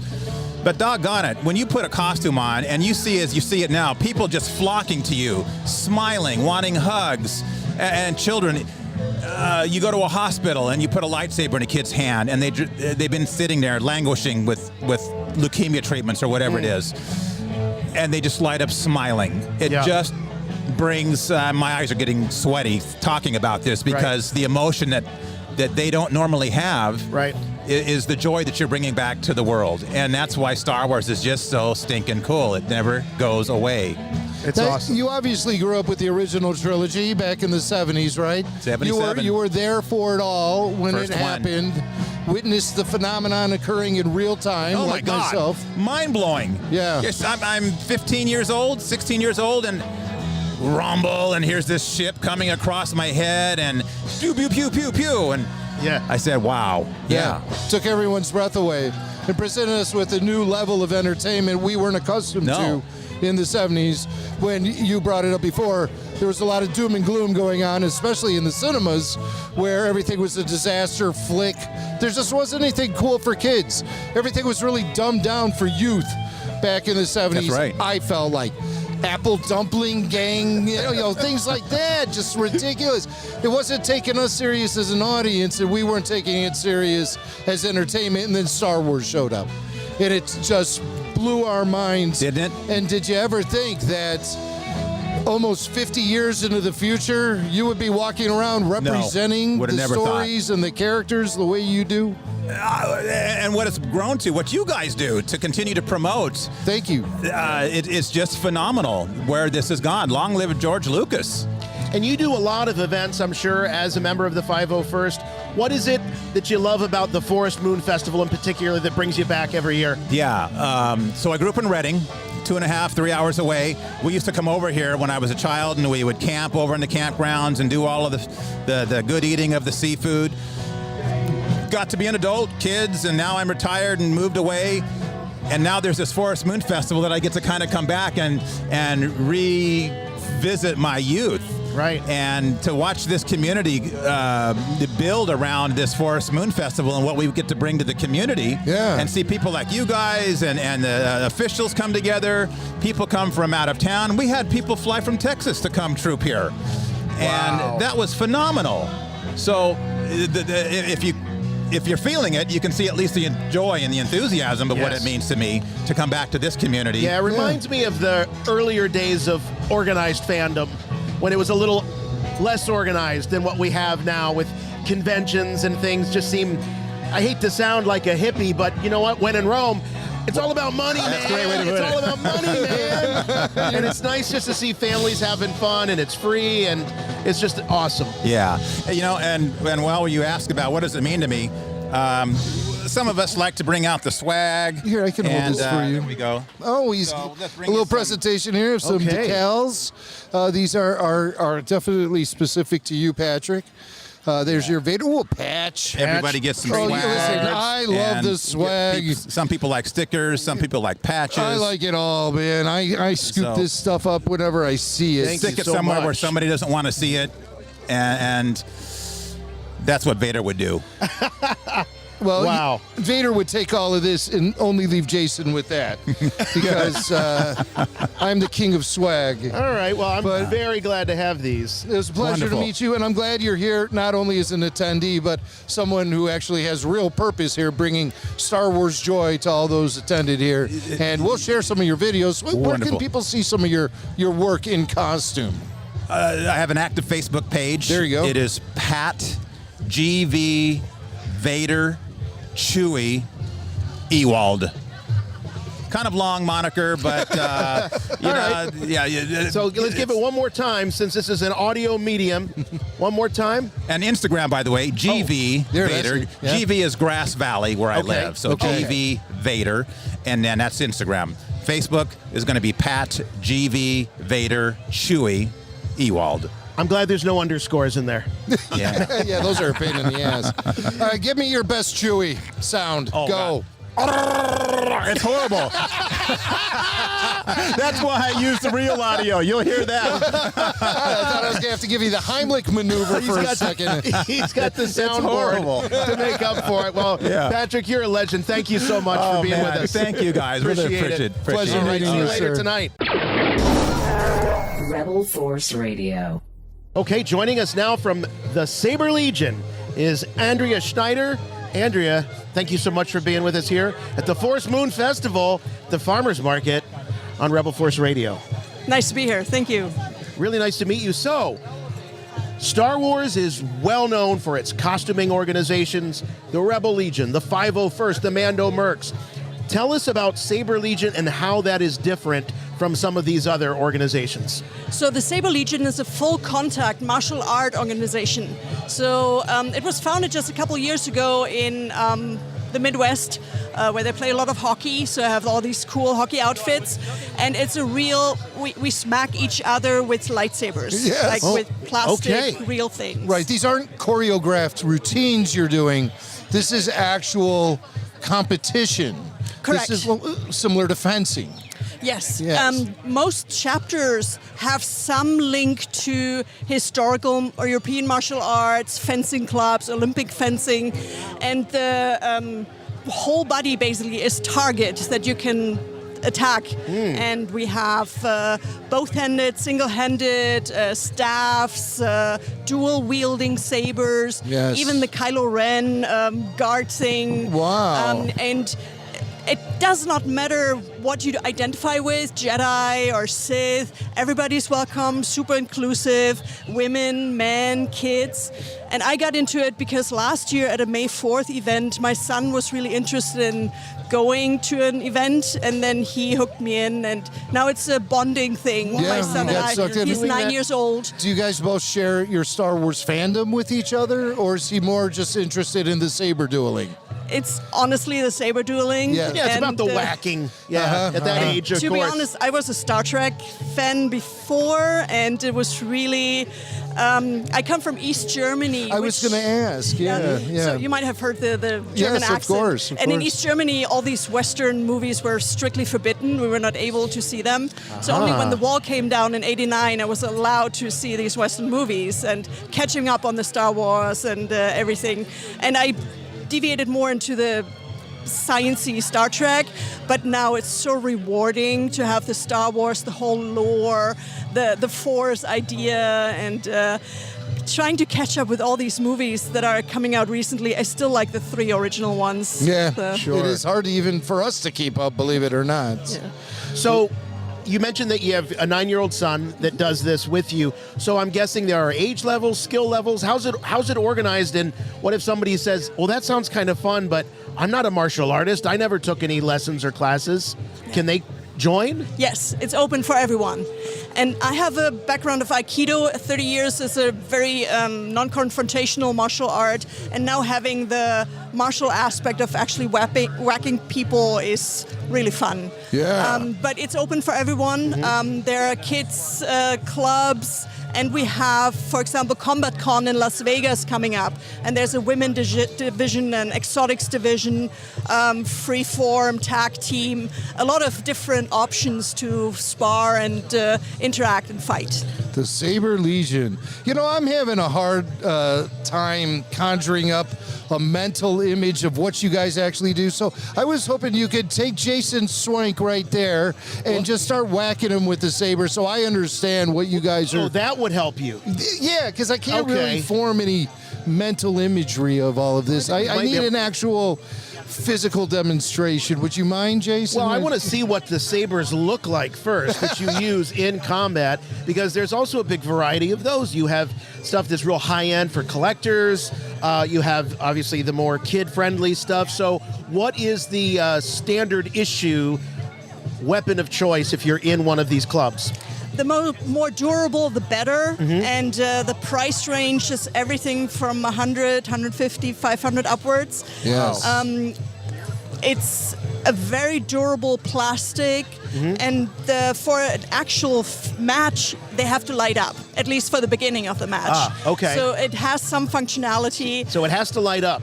Yes, makes but then sense. the tips are mostly taped off. You're not able to shine your opponent directly in the eye. Good strategy. Yes, and I have a couple if you want to look at them. If you ever had those Disney sabers that you can put together, those are too heavy. They're not good. They are have too to be heavy. light and durable, and happy to try it out with you. Yeah. Well, we going to do it? She's going to smack you around a few times with the All saber. right, that's fine. Let's do it. Oh, really? This is let's actually do it. happening. Okay. Okay, so while they're getting up now from the table and they're approaching the lightsabers, they have a whole cart full of them. I do see one of those Disney sabers in there. I recognize the case. Yeah. But There's the tip taped off.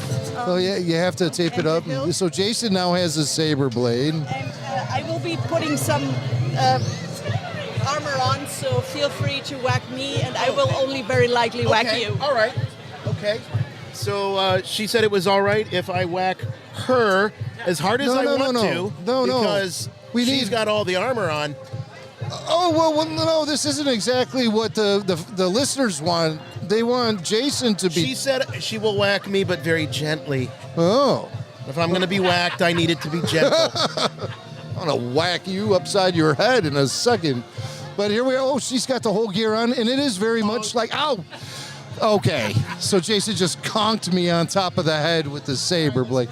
But Andrea is all... Oh, they're walking out to they're far away from me right now, so I just have to do a play-by-play. Andrea is fully dressed up in armor that looks like it's used for dirt biking, honestly. If you're familiar with the things that dirt bikers wear, competitive dirt bike racing or motocross, it's very similar.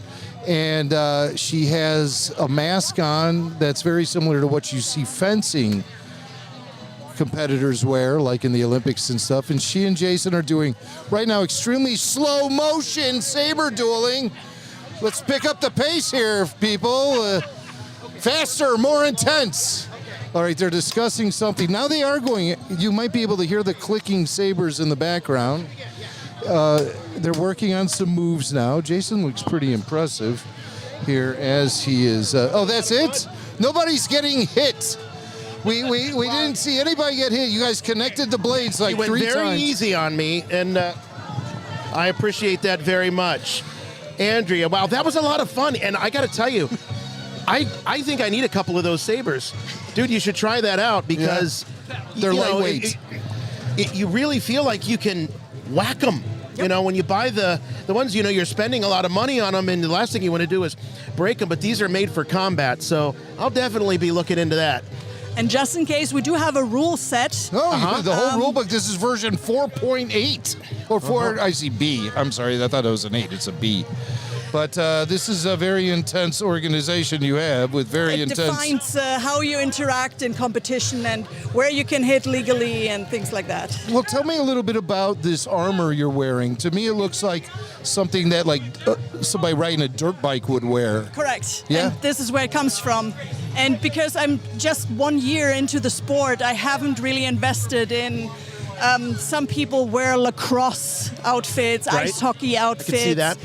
And fencing jackets with some extra padding. Yeah. everything works. This is a historic fencing skirt Yeah. that protects my lower part. Yeah. And then knee and chin protection are very essential. It's very samurai too in some ways. Yeah, some have samurai now, theme. How many judges do you have watching the match who's calling the points? I'm assuming that Mostly that's part four. of it. So Four judges. each side, and then point counter, and the other side for the back. Do you ever judge?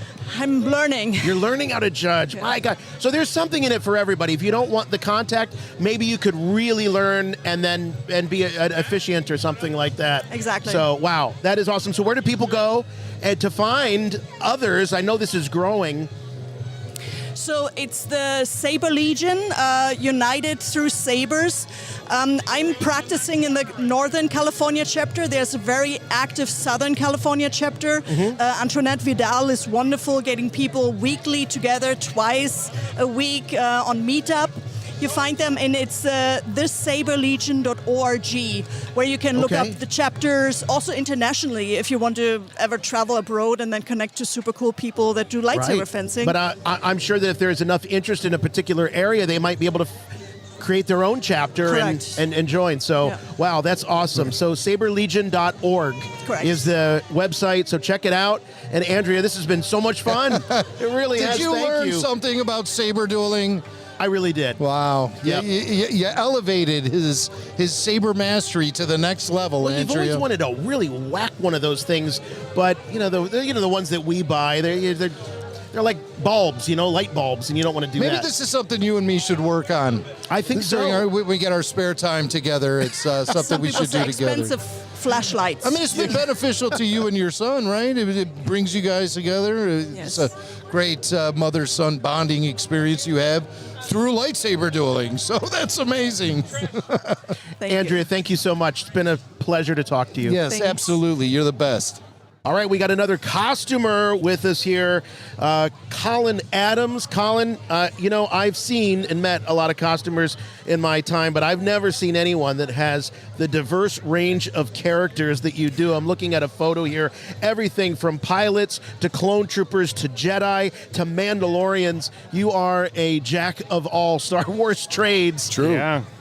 So how did it get started for you, and how did it evolve into the diverse range of characters? Well, I've always loved costumes and I love Star Wars, but I think it really directly ties to it that when I turned 40, I decided to throw a Star Wars party because I was born May 25th, 1977. And so On Star Wars and I turned 40 on the same day. Well, happy birthday. And I did a belated. whole Star Wars party, and I dressed in costume, and friends did, and I had like a Death Star pinata and Wookiee cookies and all that stuff. And I just got the bug, so I decided to finish this Endor Trooper costume that I'm wearing today because Return of the Jedi was something I really remembered as a 6-year-old watching in the theater. Mm-hmm. And I just started making more costumes, and I would go to these events and troop with other costumes, and I'm like, I kind of want to do a stormtrooper. Like, ooh, clones are fun. Like, I'd love to do an alien, and the Mandalorians are just more of an open palette to just kind of build stuff, and so I just build costumes every day for fun. Wow. Did you start doing the costumes before you joined the clubs? Or You have to build a first costume before you can join. Unless Okay. you join as like a handler or a helper. In general, Right. you have to have a movie-accurate costume that gets submitted and approved, and then you just keep doing more and more because it's so fun. But you really need to have a costume that you can wear to the different events, and it has to be of like a certain caliber. So that goes for Rebel Legion and 501st that goes for Rebel Legion and 501st Legion.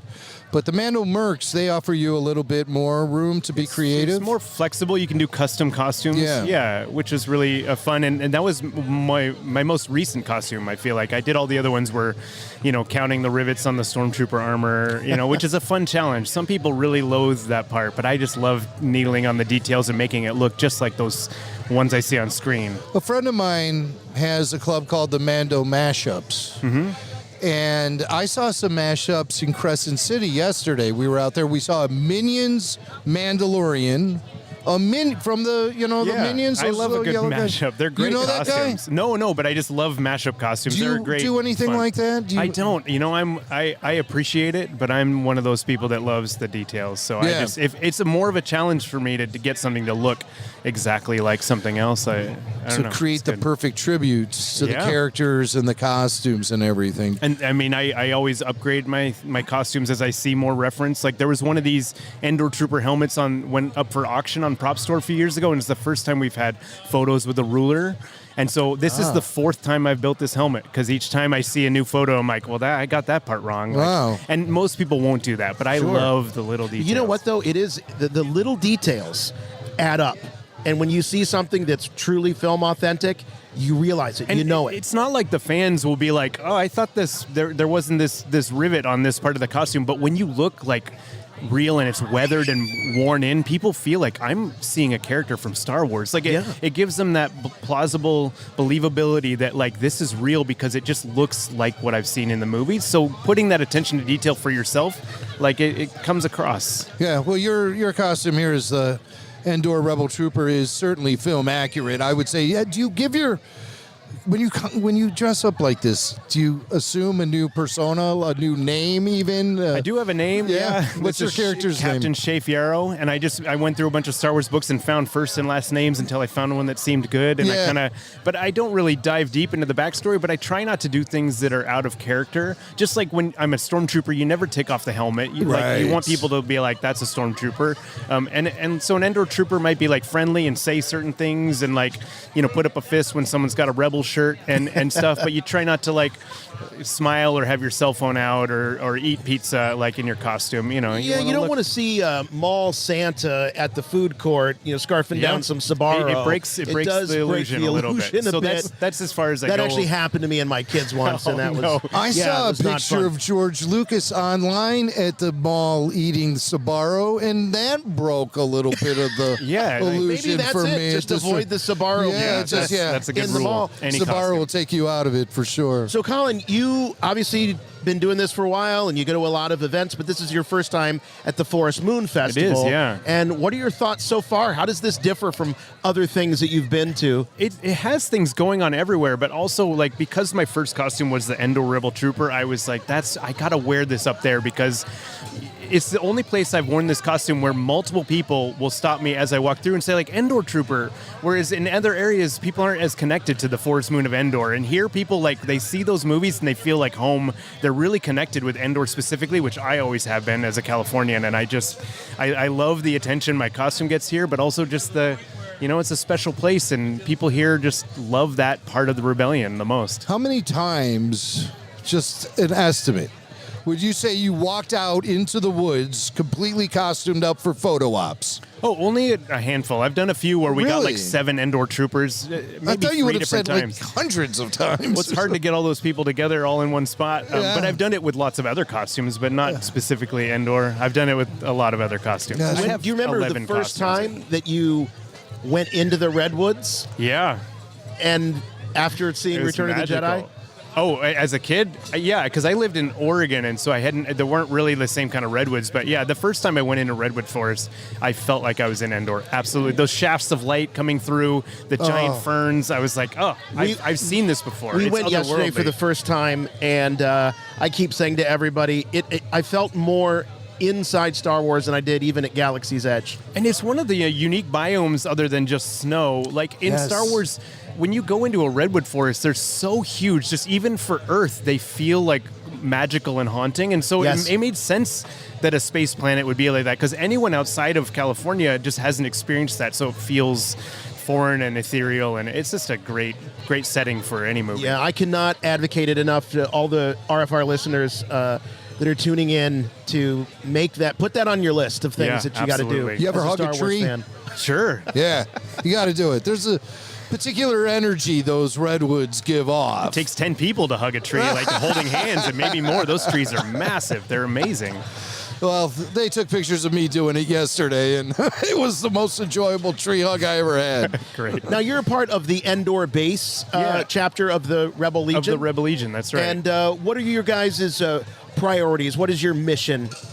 Mostly we bring the love of Star Wars to people through costume characters, and it's all charity. Everyone's a volunteer. Everyone makes their costumes or buys stuff from other people that are really good at making costumes, but they have to assemble it. It has to fit you. It has to be your costume, and we bring that love everywhere. And unlike, if you make a really good Star Wars costume and you wear it once a year to a Halloween party, we get to wear it dozens of times a year. There's opportunities to go to hospital visits or like library Star Wars days and all these things and bring joy to kids, many times a month I'm dressed up and bringing joy to kids and adult fans everywhere. And I love dressing as these characters and being with other people that do it. And we do it all for charity and nonprofit stuff because we love doing it. Is the Endor Rebel Trooper your favorite of all the costumes that you do? I don't think I have a favorite. It was my first, so it has that special love in my heart. But I think I get the most joy out of being a stormtrooper, even though it's like the simplest costume. Like my mom knows what it is.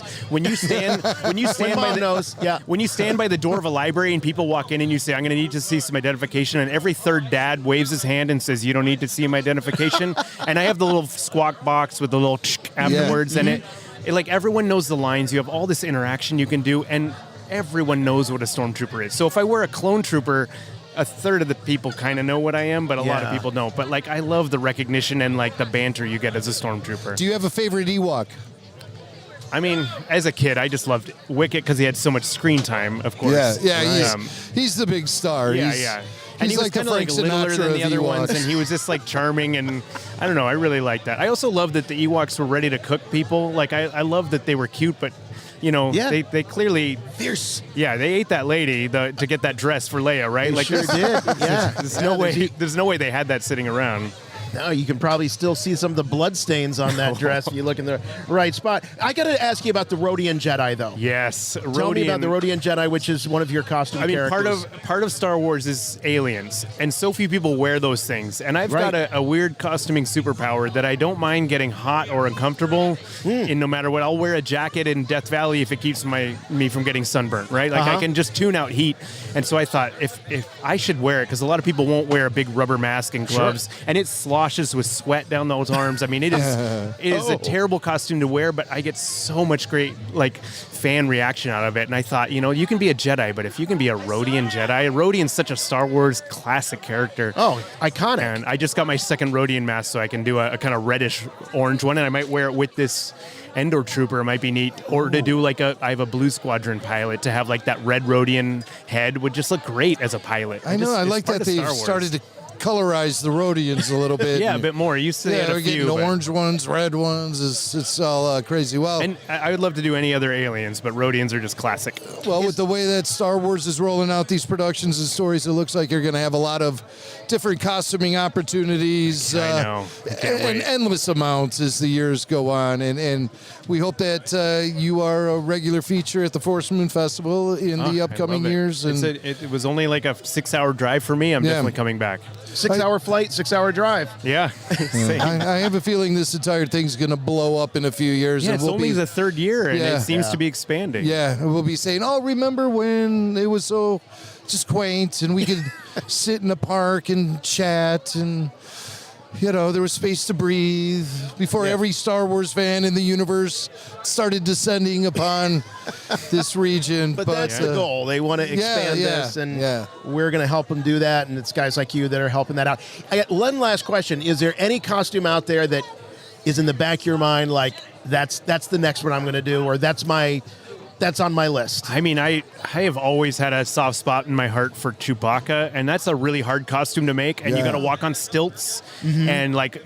crochet all that hair in, but man, that character gets the most hugs. Like Vader, when he shows up, everyone goes to take a photo with Chewbacca because he's just like a lovable, sweet, like he just is bigger than life, and he's like your favorite dog that can also co-pilot your ship. Like I don't know. I kind of sometimes wish my dog could drive my car. I could see me in Chewbacca just for the hugs, and he's like a good guy. Like he's a good guy. Like everyone loves Well, we'll him. be on the lookout for you and your costumes. Is there anywhere people could go to check out all of your different costuming Sure, efforts? I'm pretty active on Instagram as Odd Viking, and I do a lot of tutorials as I build. I just love building things and then documenting because I've learned from so many people that did that. So I take the time to photograph and write up little things, and I've made some YouTube videos that lots of people watch on how to weather things, and just because I thought, you know, I got to give back to the big pile of knowledge I've learned from. So fantastic. Colin, so nice to meet you. And I look forward to seeing you some great more to meet you. here I've been listening to you guys Forest for Moon years. Festival. It's so good to meet you. Yeah, I should have led with that. No, it's better that you didn't know. Well, we appreciate the support. Yeah, we it's sure a pleasure do. to meet you, my friend. Yeah, great meeting you too. Thank you. All right, we've got the communications coordinator for the North Coast Growers Association here with us, Isabel Lemieux. Isabel, thank you for taking the time to talk to us here on Rebel Force Radio. Yes. Yeah, thank you for being here. This is a really awesome opportunity. Now, as the communications coordinator, it's your job to get the word out, right? About all of this. Right. I put out press releases, I manage the social media, and also just working with all of our different departments to make sure that we're represented as an association. And today's event looks a little bit different probably than your typical farmers market, which happens every weekend here. There's a theme. Yes. And the theme is Star Wars. Yes, and most Saturdays you do not find Darth Vader in attendance. Right. Oh, really? Okay. Well, maybe you should work on that. Maybe Darth Vader should be here every week. Well, we're getting a huge response from the crowd. I saw a lot of really kind of intimidated kids that went up and then were really proud of themselves at how brave they were to get a picture with Darth Vader. How about that? That's something that definitely doesn't happen every weekend, but the farmers market does. Yes, it does. And this is obviously a weekly tradition that goes on here in the town. How did it all get started? Is this something that goes way back? It goes way back. It all got started actually in Eureka and has grown since then. Now we operate 9 farmers markets certified farmers markets throughout Humboldt County. Yeah. So Saturday is the one that runs year round. And then we have all throughout the county in Garberville, Miranda, Shelter Cove. We have McKinleyville Market. We have 2 markets in Eureka, plus a night market that's just opening this week. We have the Friday night market opening this week, as well as a new market that we're launching called the Dockside Market, which is a fisherman's market. Yep. So it's gone on a lot more than what it was in the beginning, and now we have markets all throughout Humboldt. And how important are these markets to the farmers themselves? Well, this is a huge thing that the farmers rely on for direct sales. So it's a great opportunity for them to network and have interface with their customers. It's really important for community building. So it's a great opportunity for people to learn more about where their food comes from. And you're from this area, right? I am not from here, but I've been living here for a while, and I went to college here. When did you become aware of the Star Wars history and connection to this region? I actually became aware when I started working with the North Coast Growers Association at the farmers market, and because of the Forest Moon Festival. Okay. And have you then gone back and watched Return of the Jedi and taken a look at any familiar sites that you've been able to point out? See, I've been there, right? Well, the trees, they just, they're so iconic. Yeah, just the trees in general. Yeah, and the ferns. Yeah, between the combination of the two really puts you in that Ewok environment. Definitely. That's right. You got kind of a Princess Leia Hoth gear almost going on. Yeah, that was the inspiration? Vibe. Yeah, that was inspiration. Yeah, and then if you lose the vest, then you're Cloud City Leia. Yes, exactly. Yeah. 2 in 1. Yeah. So do you consider yourself a Star Wars fan? Yeah, I'm not an aficionado by any means, but I am a fan. Yeah. Well, there's room for all kinds of fans. Do you have a favorite movie? I would say Return of the Jedi. For the obvious reasons, right? My favorite too, but for different reasons. Yeah. Why? What are your reasons? This is the first one I saw in the theater.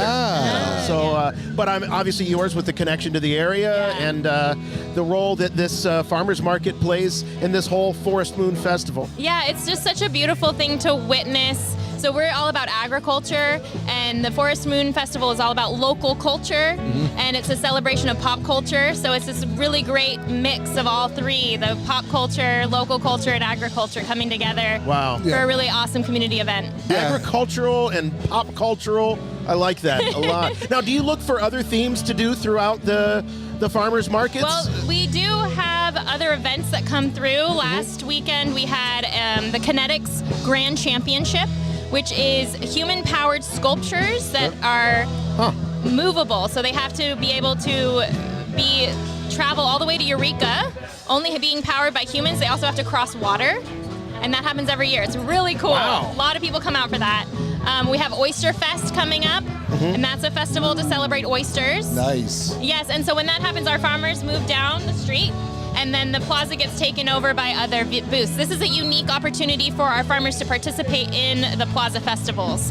I bet there's a lot of shuckers that descend on the area when that happens. Yes, and there's an oyster call competition, which is really funny. It's whoever can make the best sound that an oyster would make. Ooh. So that's open to interpretation, and there's a lot of creative license involved.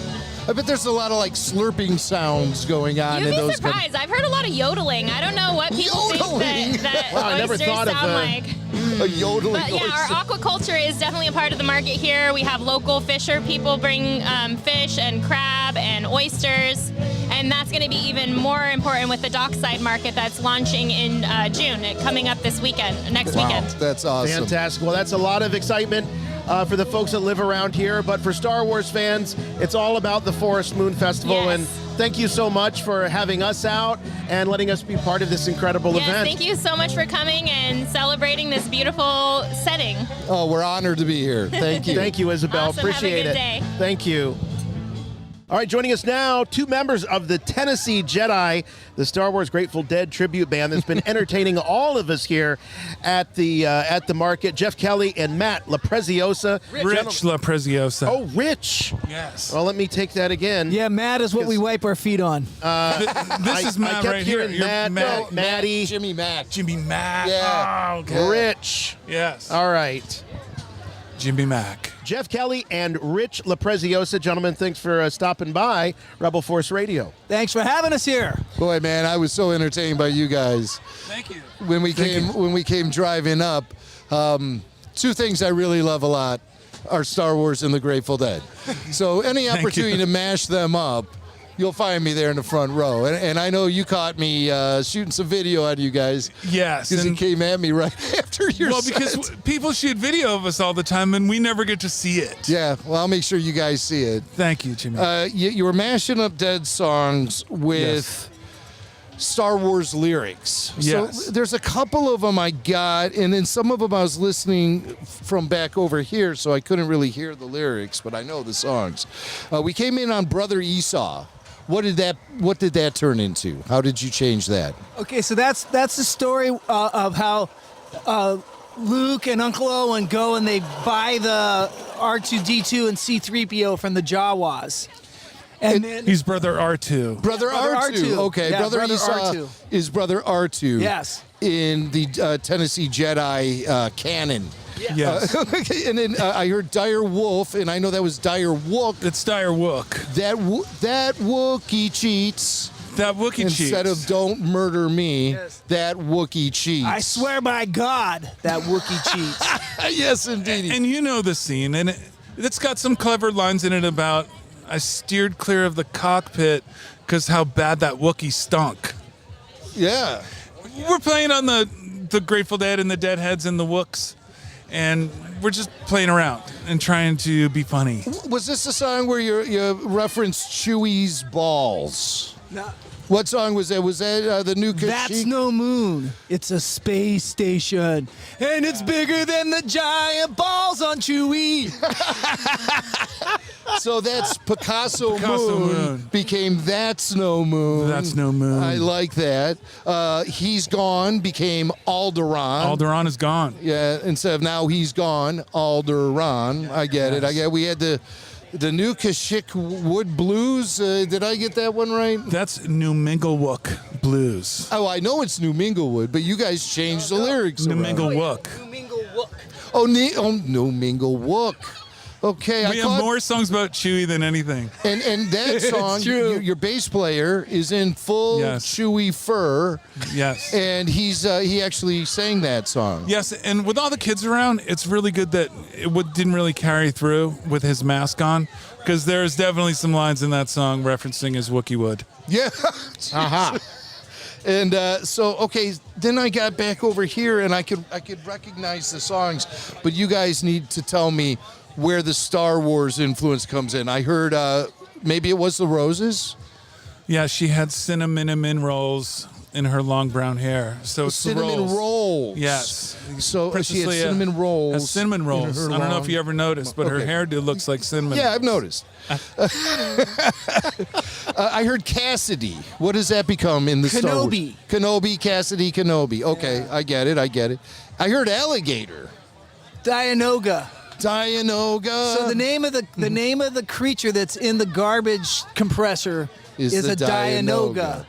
And so Creepy instead of- Dianoga in that garbage scum. So instead of alligator, it's Dianoga. Okay. Yeah. Terrapin Station. Terrible station. That station's terrible. What station? The Death Star? Okay. Well, I heard you play Dark Star, so I assume that translates to Death Star. Yeah, Death Star crashes. Okay, instead of Dark Star Turning crashes. evil into ashes. Yeah. And one of my all-time favorite Dead songs, the other one. What did that become? Oh God, what is that? The other film. The other film. So, yeah, the first part is in the other film, but it's basically I don't remember what we call it, but it's the scene where Darth Vader and Obi-Wan are having their lightsaber battle. So it's humming lightsaber sound. That's awesome. People who know the music of the Grateful Dead will definitely understand these song references we are talking about and how they get translated into the Star one you Wars. missed. I don't know if you, but the one that you missed, and I think it started the whole thing, was me and my uncle Mexicali. Oh yes. Oh, I did hear part of Mexicali. What Mexicali blues become? Mos Eisley Spaceport Blues. That's right. So That's right. Is there anything that Han don't stand to lose? When he owes a ton of money to the Hut. And we also reference there's a line in there that Han shot first, where he shoots Greedo. Yeah, yeah. So is there anything that Han don't stand to lose when he shoots a bounty hunter in the face? So Jason likes that one. All right, I gotta ask you guys. You are a Grateful Dead tribute band first. Yes. Yes. So, are you all Star Wars fans and you contribute to these lyrics, or is there one or just two of you that? Rich and I wrote all the lyrics. It was his muse that started this whole thing. And like years and years and years ago, and then at one point we actually started writing. So we'd trade up songs, and we'd come and I watched the movies over and over again, trying to reference and but it was definitely Rich was behind it. I contributed some lyrics. And how often do you guys get an opportunity for a gig to bring out the Star Wars version of the Dead? We've been doing it about once a year, and I think that. I'm not really sure how interested we were in doing it, but then this festival happened, so then we do it here. All comes back to the Forest Moon Festival. And why was that important for you all to be part of this and go so far as to write all new lyrics for these songs? Because it's hilarious. It is funny, especially with you guys all up on stage. Your drummer was dressed as Yoda. Obviously, he couldn't keep the mask on and play behind the kid. Yeah, so just as far as Star Wars fandom, the costume person who I rented this from rented him a Yoda head, which he could not wear today. Right. But she said that he's such a big Star Wars fan that he was like in tears. The fact that he had this awesome Yoda mask. Wow. It touched him personally, where he was so happy that he was overcome with emotion. That's what she told me. She's a theater person, so she might be exaggerating, making dramatic effects. And you guys look great. You're decked out in your Jedi robes. You're dressed up as Han Solo. Han Weir. Han Weir. And you are Jerry One Kenobi. Jerry One Kenobi. Yeah. Jerry One Kenobi. And that also makes sense. In that part of the Mos Eisley Cantina Blues, which is Mexicali Blues, instead of that Mexican mariachi riff, we put the Cantina song in there. Oh, that's right. Yeah, you were weaving it in and out. I caught some of that on my video. That was the first thing that inspired us to do this rest of it. And I also heard you mashing in the Imperial March into another song. Well, we did do the medal ceremony theme. Oh, that's what I was hearing. Yeah, it was hard for me to keep track of it all. Right before Chewie, they owe ya. Chewie, they owe ya. Yeah, Chewie doesn't get a medal, right? So Sugar Magnolia became Chewie, they owe ya. Chewie's got everything delightful. Chewie's got everything I need. So remembering all of these lyrics, I mean, one, it's enough to remember lyrics to the original versions, but do you ever switch gears when you're singing or playing? And it's a little rough once a year to do this show. We have to read it, and sometimes reading it doesn't work out. And then also, we always keep writing new stuff. It's constantly evolving. I didn't see an iPad up there. I thought you were. Yeah, I had my pad on the. You on had the one. stand, Okay, yeah. all right. And I had a music stand with a notebook. on Yeah. it. And I wrote new lyrics to Picasso Moon, That's No Moon. That didn't make it on the page, so I tried to look at my phone. It was a disaster. Yeah. Well, you guys are great, and the name of your band is, when you're not the Tennessee Jedi, you are called? We are the Miracle Show in Humboldt County, California. The Miracle Show. And you largely play up here in the Pacific Northwest? You ever make it down to the Bay Area? Not yet. Not yet? Not yet. All right.Maybe get them out to Rancho Obi-Wan. Yeah, that would be great. So that would be fun. Yeah, we got something going on in Petaluma in September. And a little Tennessee Jedi would add a lot to the. But there's some red tape we'd have to go through. But now you guys got to keep in touch with us. You kept mentioning that there was a place that people could go to read the lyrics to your songs. Could you give that to our listeners here? Yeah, it's captainordinary.com/T_J-lyrics.html. All right. And if they go there as well, if they're interested in booking you guys or something like that, where do they go to hear more about you as a band? Well, you'd have to ask our marketing person, who doesn't exist. We got the same marketing person. Yeah, and actually, my 9 to 5 is a marketing person. His is too. I don't market this job, so. There's no marketing going on here, we ladies got and gentlemen. Facebook. We got a Facebook. You got a Facebook. Yeah. That's it. Marketing done. Well, There you guys, go. thanks a lot. You really added some great Thank you so much. sounds to the entire afternoon. Really lifted everyone's spirit, brought some great energy. And, of course, Star Wars and the Grateful Dead are from Northern California, and so it only makes sense that somebody mashed them up. And That's I'm glad you guys fantastic. were the ones. Thank you so Tennessee much. Jedi. We appreciate you guys coming all the way out here. Right on. Thanks for right joining on. us. Pleasure to meet you. Rebel Force Radio.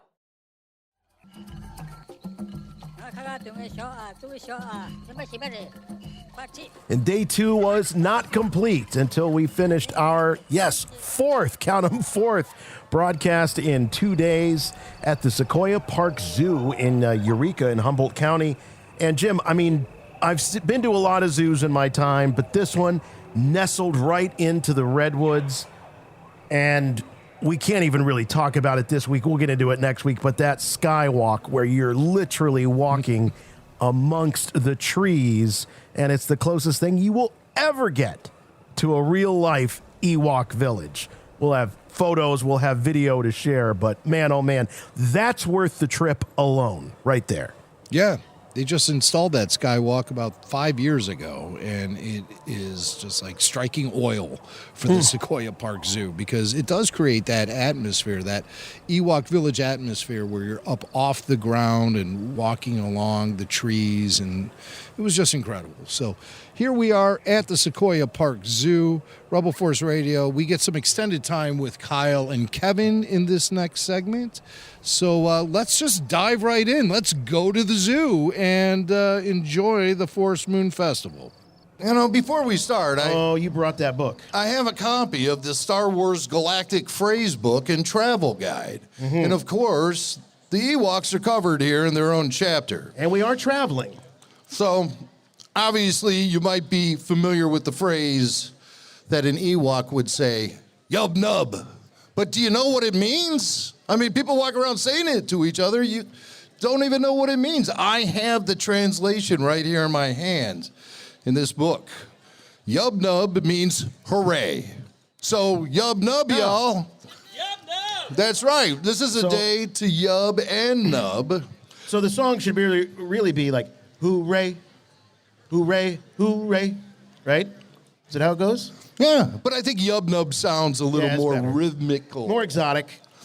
And I just want to say to everyone who's gathered here today, to all the locals of the area, Ticha dupa ve koma, which means thank you for your hospitality.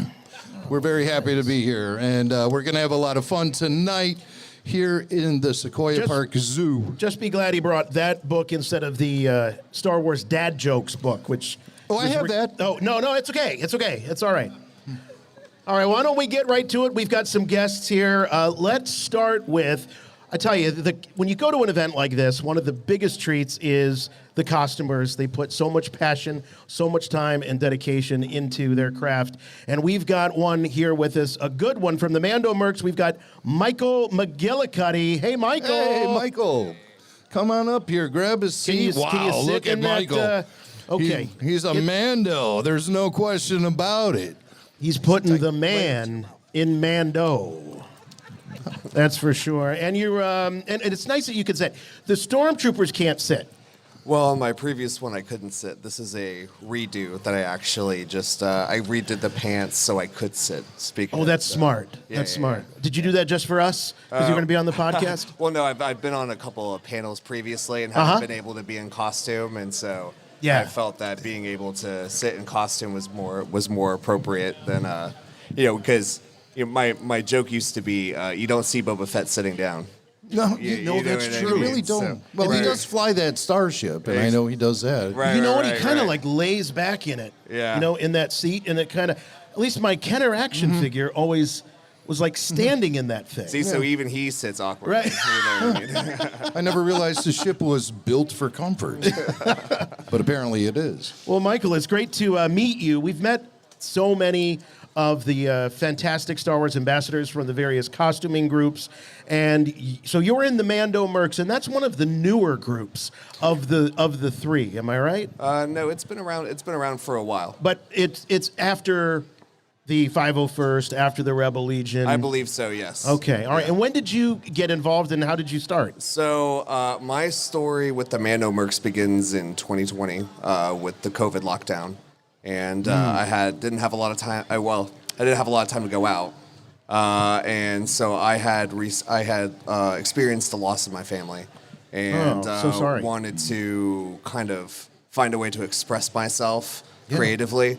And my father, when I was super young, had dressed me up as Boba Fett for Halloween just one year, and just remembering that, and then remembering how fun it was to build something with him. Yeah, I was going to ask you, is that one of those good old-fashioned homemade costumes? Yeah, it was. It was really my first little dabble with cosplay. My dad's a nurse as well, and he had a couple of friends who were into like sewing and making things. So they had made me the little costume just for like a kid size, and they got some, but just the experience of making all of that was so awesome that I ended up. Like taking it as far as I could go, and then that's when I discovered the Mando Mercs down in San Diego. And so the minute they let people get back together again, that was in like July of 2020, I immediately went to an armor party and learned how to basically make the costume. And went to a tailor, got the soft parts done at a tailor. I did the hard parts mostly myself. Right. It's cut out of this stuff called PVC foam board. Yep. And you can just heat that up and shape it any way you need to. Oh, I've worked with that stuff. I built a Boba Fett costume with the help of a member of the Mandalorian Mercs for my son. Oh, nice. And I've got the hot gun scars and you're gluing your fingers together. You put your heart and soul in it for this sure. is some costuming shop talk going on here. But explain to me the motivation behind the colors of this Mandalorian armor. Does your cosplay have a character and a character's name associated with it? So my character's name is Mach Yuda, which there's a very, very long explanation that has to do with like where my family's last name comes from. McGillicuddy means follower of Saint Makuta, and so I changed that name to like more of a Mandoa name. Yeah. And kind of made that my own. I grew up with not a lot of new Star Wars media. I grew up with comic books and video games. Right. I grew up in the 90s. Okay. So you had the re-release of the original series, but the prequels hadn't come out really as yet, and my dad and I really were into like Dark Forces. I love that game. Jedi Knight, Jedi Outcast. And so I read a lot of when the prequels came out. I was really big in Jango Fett's Open Seasons. Oh yeah, as a comic book. Yes. And when I started getting back into the Mando cosplay, I started reading those Django's Grunts again. Yeah. And I'm a nurse by trade. That's right. And so my biggest thing was like, oh my God, they're taking all these casualties and they don't have any medics. You know, and so I wanted to make a medic character. Oh, I see that you which have is why I have the the medical patch right here. Right on. And is that your own creation? That sort of that designation, or was that something that had existed in the universe at that point? I'm not aware of any Mando medics. Wow. So I decided to make one, and I see other Mandos dressed up as medics, as like they have like a theme and stuff like that. But no, I haven't really seen. And then I'm also a Marine Corps veteran as well. Wow. So I wanted to Thank you for your service. Thank you. I wanted to incorporate the things I had learned in the military with the things I'd had as a nurse, to come up with like my own little like Mando medic. So I love that. I like that you're borrowing from the galaxy and utilizing the experience of the Mando mercs, but creating something new. You're expanding the universe in my own yourself. way. Yeah, in my own way. You absolutely are. And you're also trying to build up a chapter here of Mando mercs, right? Yes, yeah. So it's we're part of Terran Clan, the Mando Mercs Terran Clan chapter, and that is like a very geographically large area that goes from Sacramento all the way up to the border, and then you have Concordia Clan, which is like Southern Oregon. And so what I've been trying to do over the years is you have to have a certain number of Mandos in the area in order to have like your own chapter. And so that is the long goal. But my short-term goal is to try to help build the cosplay community in this area as much as I can, because in San Diego, all of the clubs really worked in lockstep together. You know, Mando Mercs were also in 501st and we're also in Rebel Legion. And so for me, if I could help make this community, especially just, the Star Wars ones, especially, if we could start building a community of 501st, Mando Mercs, and Rebel Legion, we could start doing kids' comic book days. We could do more of these, more festivals, and just anything.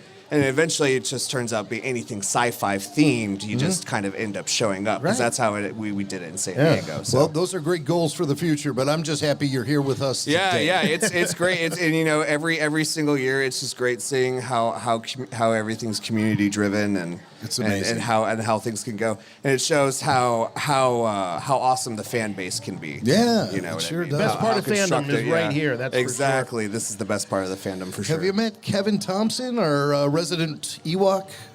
He's sitting over there.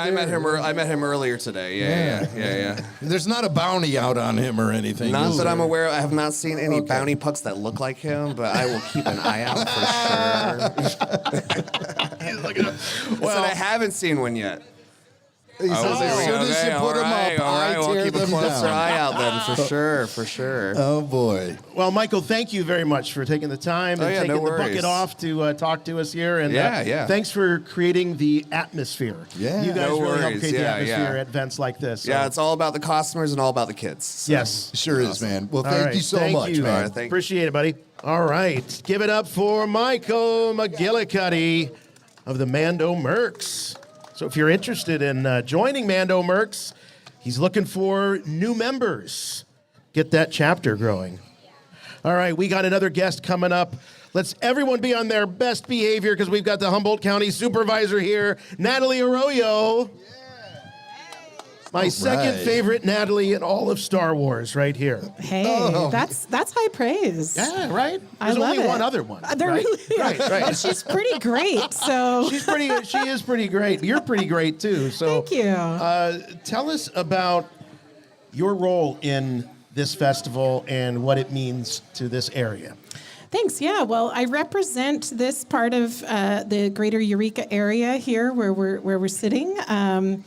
In my role as an elected official, I previously served on the Eureka City Council, and the city of Eureka manages this zoo where we are, and took on the Redwood Skywalk project. So, our unbelievably beautiful Endor-like walk in the redwood forest, elevated, walking through the redwood trees. There's twinkling lights. It's just absolutely breathtaking. It sure is, yeah. I've been here dozens of times, and every time I'm just in awe of the beauty. So I got to be a part of that project, which was on the Eureka City Council. So, I think people think of the politician life as fairly mundane, perhaps, but we get to make projects like this happen.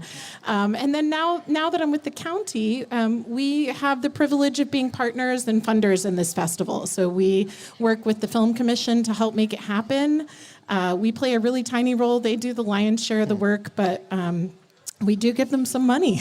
Yeah. So that's great. That's what's all right there. Tracy Boyd says thank you. It makes the galaxy go round, It sure does. And it's just so wonderful that you're able to celebrate the legacy that this region has in connection with the Star Wars saga. Yeah. And tell us a little bit about your first memories discovering that this very environment that is surrounding us right now stood in for a planet from a galaxy far, far away. I mean, how mind-blowing is that? We're actually there right now.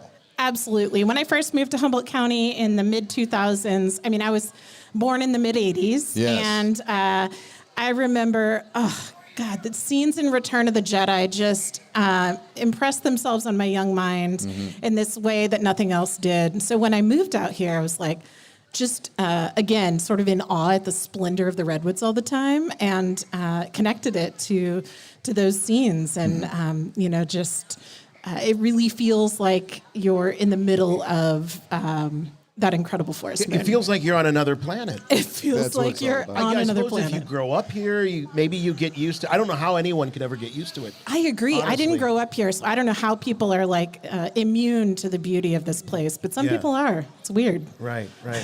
Yeah, they built a huge amusement park attraction dedicated to making you feel like you're at Star Wars, and all you got to do is come here. Absolutely. If you really want to walk through these woods. Yeah, just come to our little city zoo, the smallest licensed zoo. Is that right? and I think it's the smallest licensed zoo in the nation in California. Anyway, it's real small, but we have. There are no.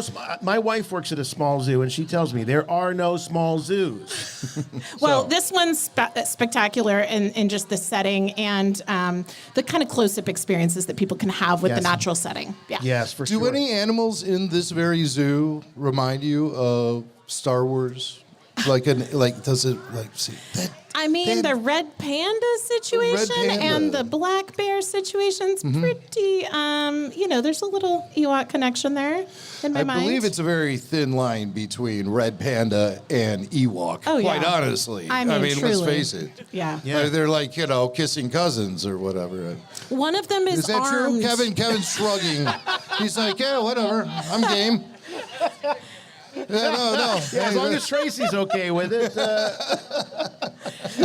Okay, what happens on the forest moon stays on the forest moon. Okay. The Ewoks are a little bit better at drumming, I have to say. They're great percussionists. Yes, they got those nice pads. Yeah, and tying people to sticks, they're better at that too. Well, yeah, although I hear red pandas can be pretty feisty. They are feisty. They're cute, but you don't underestimate them. So tell us about Measure J.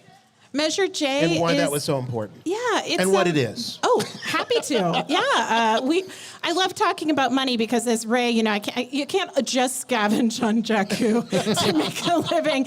So I will say Measure J taxes tourist bed stays, so hotel stays, and a portion of that is distributed for local arts and culture activities and support for the Humboldt Del Norte Film Commission, as well as the Forest Moon Festival. So it's a portion of the taxes that people come and pay as visitors. And so everyone who's a visitor, thank you. If you're staying in our hotels, we love it. Wow. And you literally help make this happen. Well, we're visiting too. Yeah, so thank you. I guess we're participating in this. Yeah, way to go. We certainly are.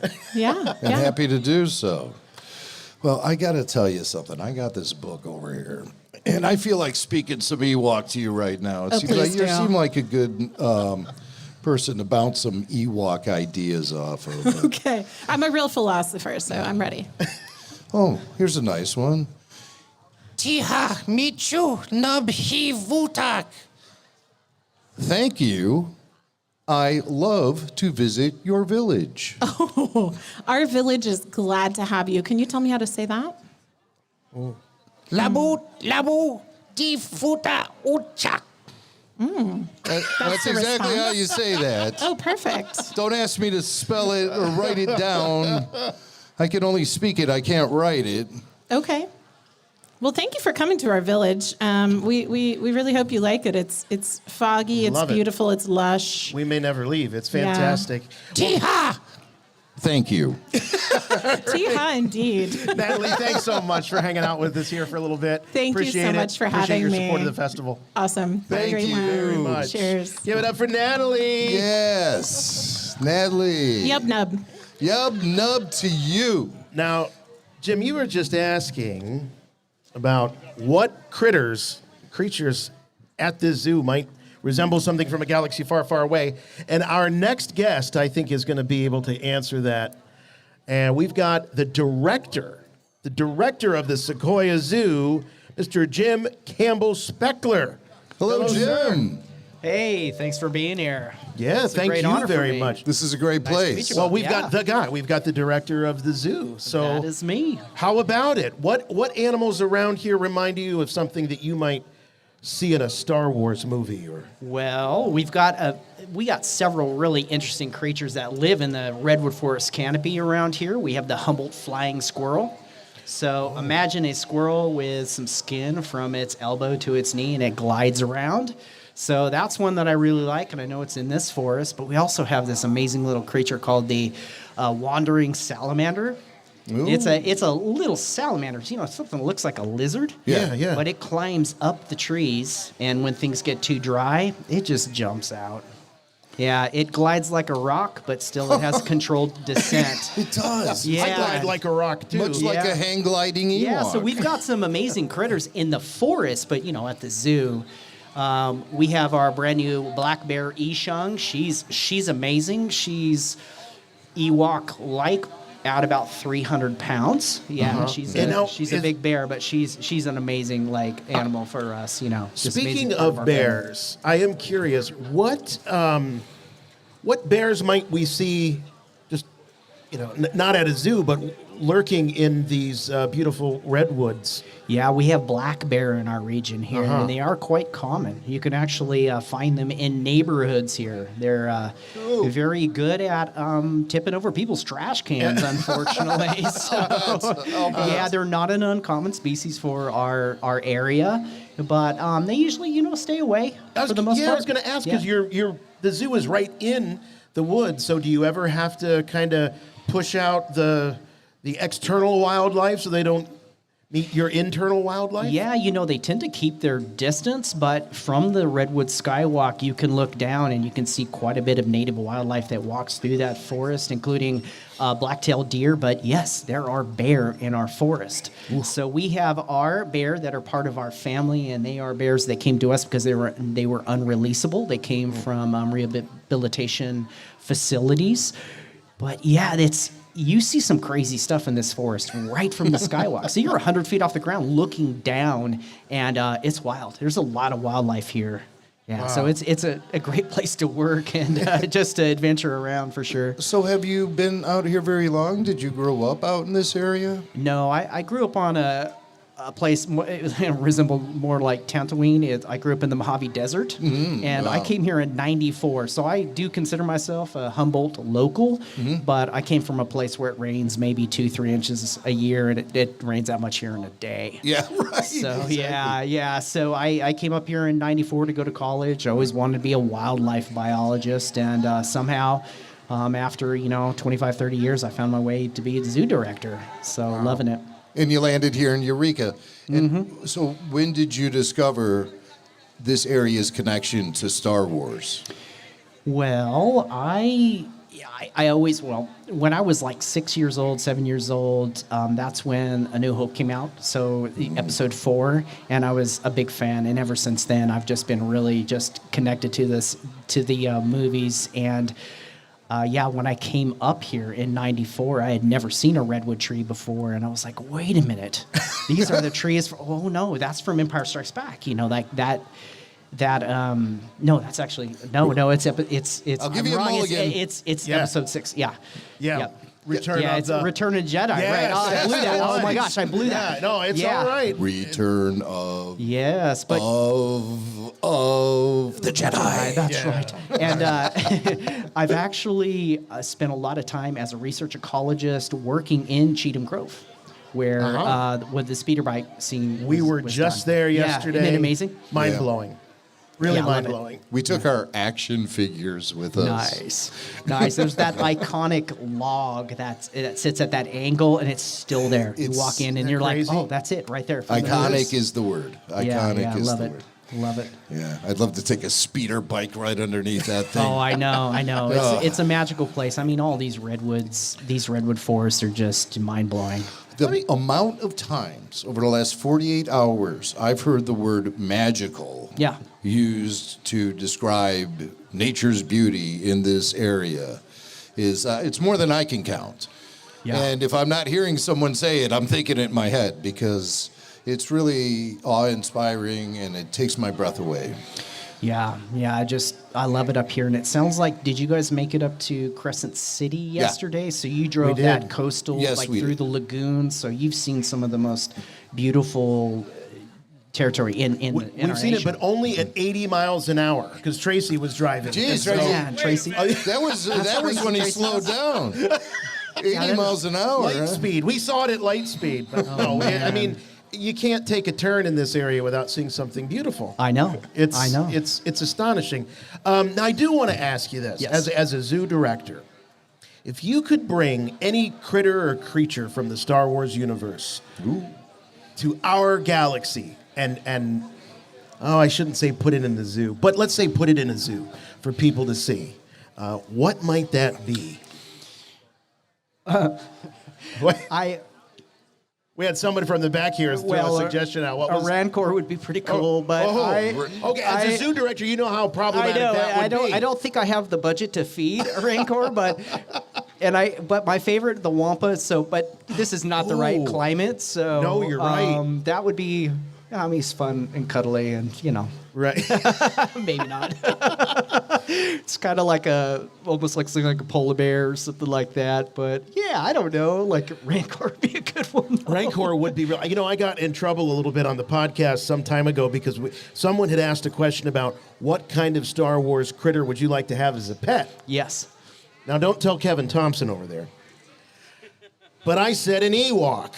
Yeah. And I was reminded, you can't really have them as a pet. They're pretty sentient, right? They're their own individuals. A bantha as a pet? Banthas are awesome. You ever scrape that up in the backyard? Yeah. Bantha. I Bantha couldn't. Well, booty. you know what? The bantha and the tauntaun. I thought about that because then I could just ride it to work. Right. I thought that would be a nice, double. You'd have some double use, but A Sarlacc pit would be useful. Well, just to get rid of Yeah, stuff just- and maybe some employees around here slacking off, just throw them in the pit. I didn't say that, but maybe. Hey, come on. Yeah. You ever see what one of those things actually look like underneath that sand? You should check that out. Look for a cross section of. A cross section. Well, Yeah. what was it? It's the Book of Boba Fett series. Yes. They get down look at him. in there. He's you know? redeemed. He's What? redeemed. I know. He I threw blew down it. I his blew it on stuff. He knows Boba his Fett. But come on. It's all good. So I do have some Ewok I want to All speak to. right. I looked up the word zoo, and there is no Ewok translation for that. I can't help you with that, but I do have something you can say to some of those zoo employees who are slacking off on the job. You can say, Denvi, which means be careful. Mm-hmm. Yeah. So Be careful. Dan Yeah, Bay. so anybody that's looking after the bears, I suppose. Yeah. Things like that. Yeah, it's usually the employees that are telling me to be careful as I'm climbing on stuff. It doesn't make them feel that comfortable. And I'm climbing on ladders and stuff. But Well, I hear you. You are certainly a Bakchuak. Nice guy. Yes, he is a great guy. Thank you very much, Jim. Yeah, Appreciate it. And best Thank of you, luck Jim. to Talking to you everything both. here at the Thanks, zoo. man. Thanks for being with us. All right. Yes. Yeah, that's Thank fine. you, Jim. Jim Campbell Speckler, everybody. Jim. Your zoo director. He's the man. He is indeed. Yes. All right. Well, we've been talking a little bit about our good friend, our new friend, Kevin Thompson, and his wife, Tracy. So we thought it might be a good time to just bring him on and talk a little bit about, talk more about Kevin's experience as a stuntman and an actor in Return of the Jedi, as not one, not two, not three, not five, but 20 different Ewok characters. And not only that, but he has the distinction of being one of just a handful of actors that came back and appeared in the Ewok TV movies, the Ewok Adventures, the Battle of I'm pulling a Jim. Help me out. Caravan of Courage and Battle of Endor. Battle for Endor, not the Battle of. Battle of is what you see at the end of Return of the Jedi. Yeah. So, anyway, and he's joined by Tracy. So thank you very much, Kevin. For, it's a pleasure to be here. I'm glad they invited us back, because it's like coming back home. Yeah, for you it really is. And I want to talk to you about, because you have such a great story about how you met, and we're going to talk about your first date. But something we didn't get a chance to talk about yesterday is this fact that you were brought back, or had the opportunity to come back and play some more Ewoks for those TV movies, but you were only one of a few. And how did that go down? Well, the Ewok movie was only 8 were needed, and so if you were lucky enough to we auditioned for it. And did you have to re-audition? I had to re-audition. All of us re-auditioned. I thought of a character. They didn't tell us what the characters were, but they said he was like a woodsman. And so I thought of like Huss Cartwright or John Candy. So I kind of brought like Santa Claus, but a very jolly woodsman type of character to it. And I also was a stuntman. And in that movie, as you know, you watched as a kid, I'm an Ewok riding on a horse. Not only is it hard enough to ride on a horse anyway, but the eyes are up here on my forehead. I'm blind driving. I'm trying to catch another runaway horse, and so I'm running after that. And so they didn't want to just stick some Shakespearean actor on the back of a horse. So I was lucky enough of that way, and also I didn't get killed. But the horse doesn't. What is the horse's main enemy? A bear. And so what does the Ewok look like? A little bear. Uh-oh. And so the horse would always try and drive me into the low-hanging trees to knock me off the back. So this poor horse thought that it had its arch enemy on its back. Yes. And it was trying to dump you at any chance. Yes. Well, but that's every day. Your equestrian experience is what helped get you that job. That was one of the things, yes. Wow, fantastic. And my equestrian experience before that was falling off a horse at my cousin's house. So from failure to great success in that. And I knew how to fall. Right, which is very important, I'm sure, when you're a stuntman. But when you having the experience of working on Return of the Jedi and a massive production like that, what was the difference as you transitioned then into the Ewok TV films? Or did it feel like coming home again? Both. It did. Yeah. It did feel like coming home again. Tracy and I were dating, and she would come up on weekends, and I had my own Winnebago on the movie. On the movie Jedi, which was a much bigger budget, I was in a long trailer with 10 other Ewoks. So I didn't have any time to rest. I didn't have a time to rest anyway, because once I would finish a scene, I would go to another scene after that. And then it would just, every day was like that. So once I got dressed, I didn't come back. Wow. But on this one, I had downtime. I got to sit there, turn on the radio, see what's on TV. We're in that air-conditioned Winnebago. You had a pretty girlfriend. I got a pretty girlfriend coming up. Well, now, coming back to this area, what sort of memories do you get flooded with? I know as we were driving into town together, you asked about a watering hole, wondering if it was still open for business. Right. Well, it's changed in 40 years. Yeah. You can't really go home again, but you are home again. And actually, where we were stationed, where our house or housing was Brookings, Oregon.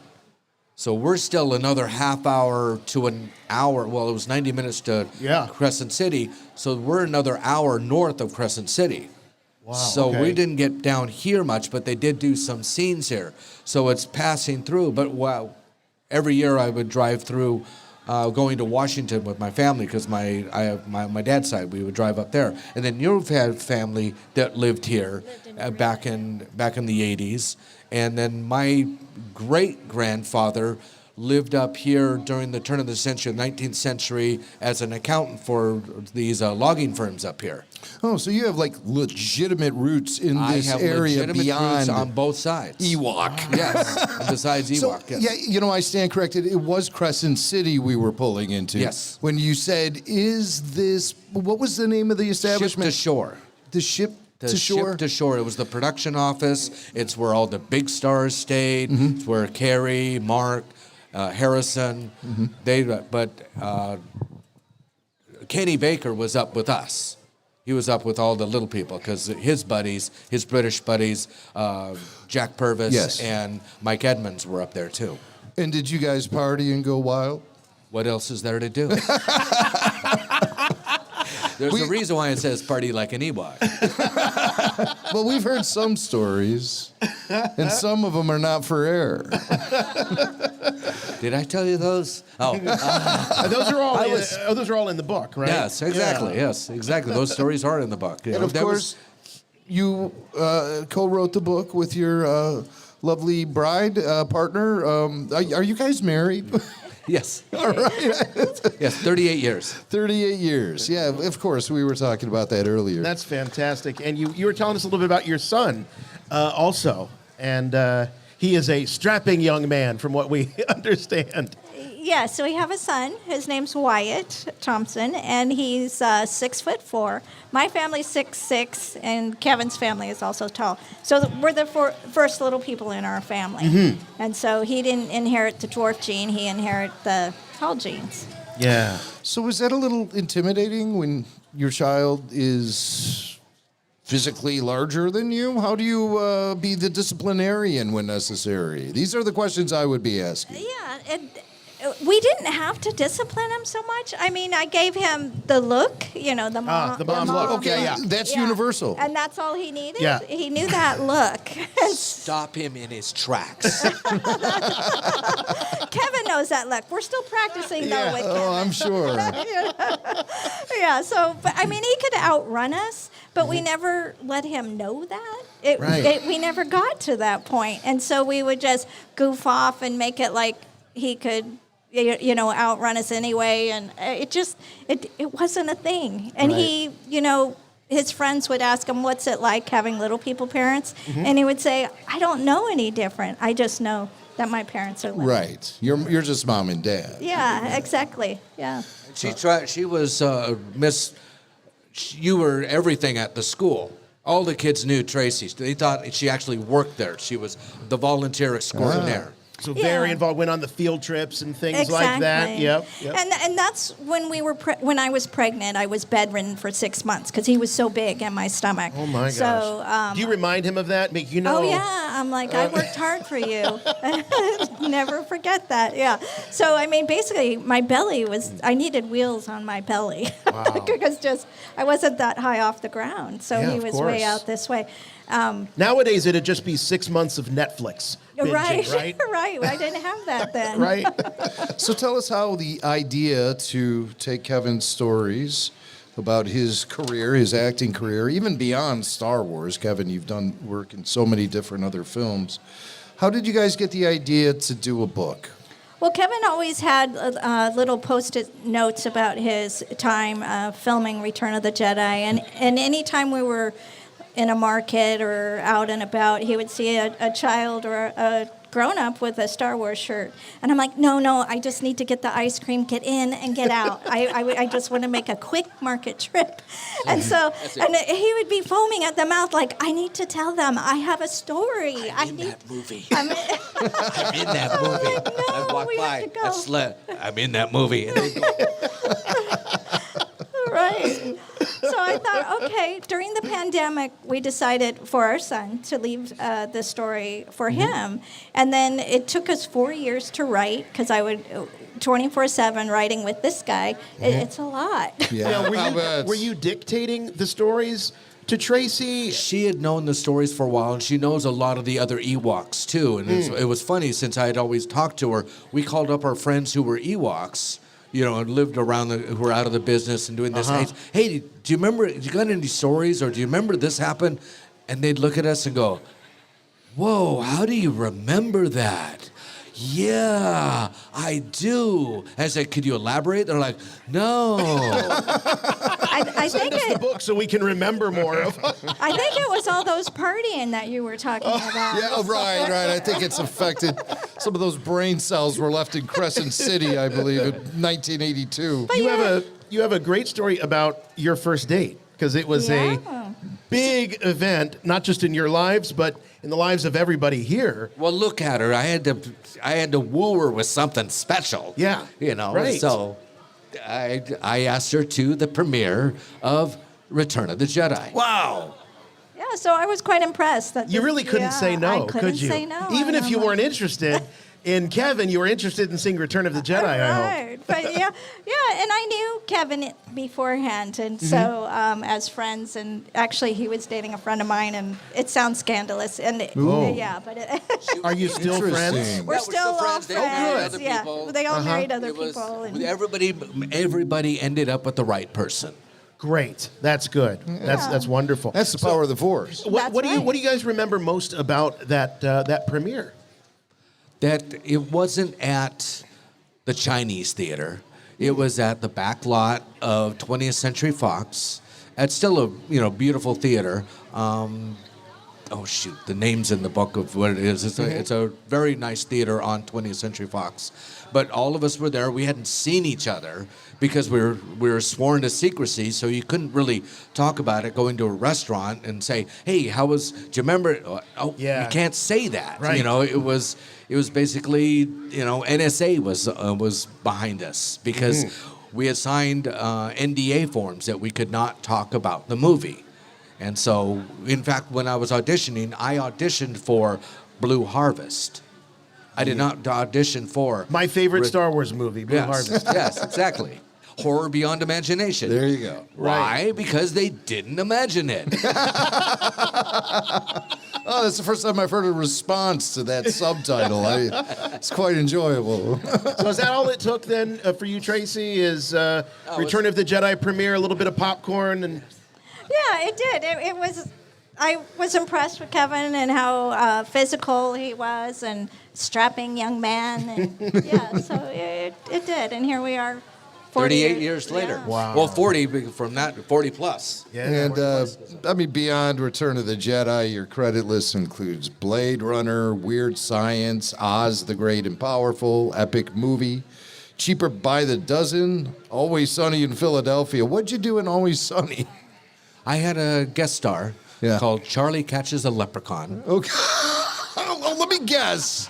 And I played who you played. Oh, I played a bar patron. Come on. No, I played the leprechaun. All right. You had me there for a second. I did. I looked at you and he's going, what? Bar patron. Wow.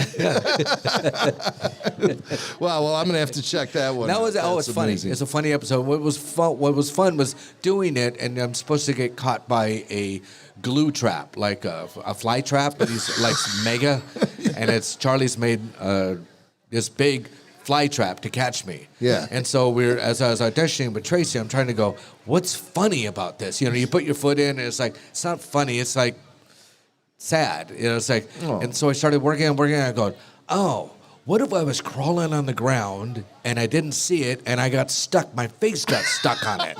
Oh, you took it up a notch. Oh, yeah. Yeah. Oh, yeah. There's a reason why I got that part. Yeah. I'll be watching that on the plane right back. I also got a pretty good Irish accent there, too. Yeah. Yeah, they're magically delicious.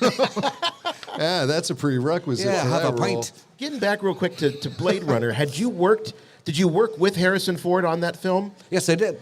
I have a picture of Harrison and I, and he's walking by, and I'm the clown right before the big priest fight. Okay, all right. So I worked with Carrie on Under the Rainbow for 6 months, and then I worked on Blade Runner with Harrison. So my chops were ready for this. Wow. I was like, And then you hey, worked with I him need again? to work with Mark. Yeah, right. And Chewie. That's fantastic. Do you what are maybe some memories you have of Carrie Fisher now that she's no longer with us? Do you have any memories of Carrie on set interacting with her at all? Carrie did have her demons, and Yes. we all know about those. Sure. But what was really amazing with her is that she's old school. Her mom, Debbie Reynolds, and she would be having a fun time with the cast or the crew and just talking. And this is the scene where in the Ewok village, where she tells Luke tells her that they're brother and sister. And she's like, no way. Right. She's got a lot of dialogue. It's a very quiet scene, long scene. She didn't miss a beat, but she is just having fun with everybody. And then it says action. Boom, right into character. Just zip. She's a pro. She's a pro. That's what I mean. Old school. So when you watch that movie and you watch that scene, just imagine her cutting up and having fun with the cast and crew, and then boom, goes right into it. Did she ever hang with the Ewoks off the set? Her and Warwick had a wonderful relationship, and they actually made a little behind-the-scenes movie with Warwick. Yes. And called something like it's just basically Warwick walking around because he's such an inquisitive fellow. Yeah, and he would sit there and go, "Hello, what are you? Who are you? And what do you do?" And the guy goes, "My name's Butch, and I'm a grip." Says, "Really? You're a grip? Now, what exactly is a grip?" And the guy go, "If it's heavy, sticky, or wet, I move it." He goes, "That's brilliant. That's brilliant." And the guy goes, "Really?" You know? And so, but he would make you just so. He was so He was just great. He was a natural. Me and Jason have worked with some other podcasters who were heavy, sticky, and wet as well. But, I don't want to talk about it. Well, the book is My Journey to Endor.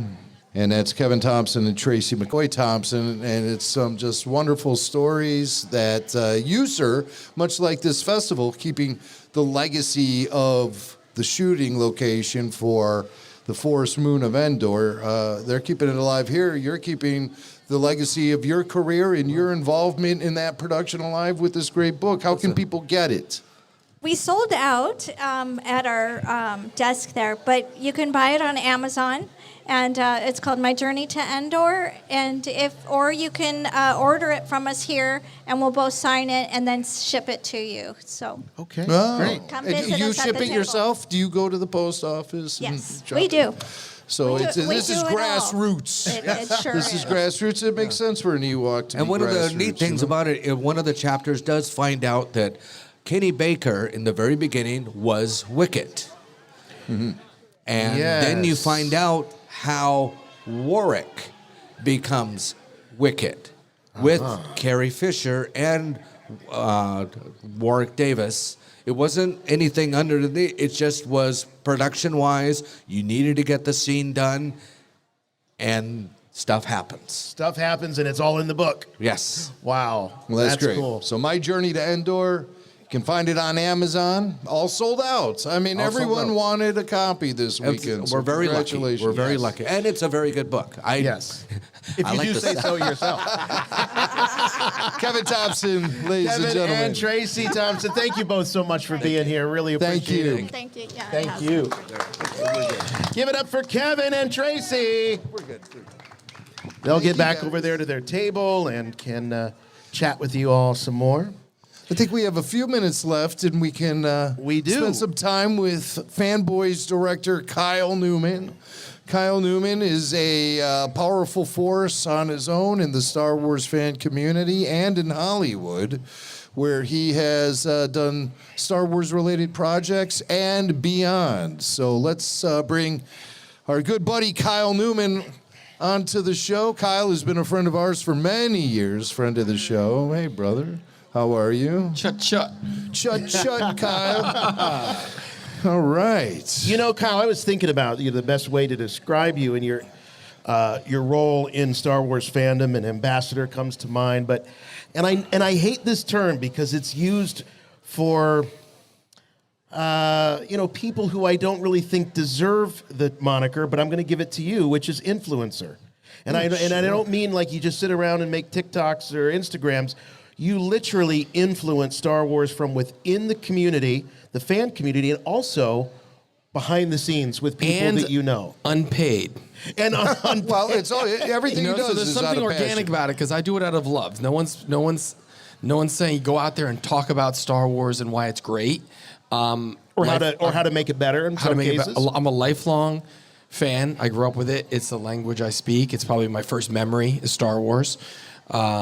It's part of my family, my brothers, my sister. Everybody was into it. It was like a communal thing. Cousins, everyone in my school, and it's why I went down the profession into film and storytelling. Yeah, it's because of the power of Star Wars. So I am passionate about it. I do like to talk about it. As you guys know, I like to talk too long about it. And it is life. There isn't a day that goes by where I don't compare something or draw something from it and correlate something or some mantra or some philosophy, or there's just some parallel. Star Wars is prevalent in all aspects of my life. So I'll take it. I'm an influencer.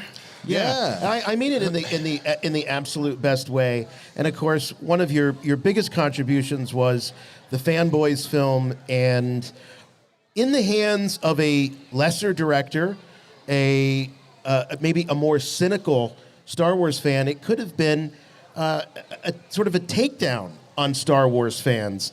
But mean-spirited takedown. Mean-spirited. The studio did want that at one point. They said let's lampoon Star Wars fans. And we were very protective because we made a pact with Lucasfilm and we said we're making a celebration.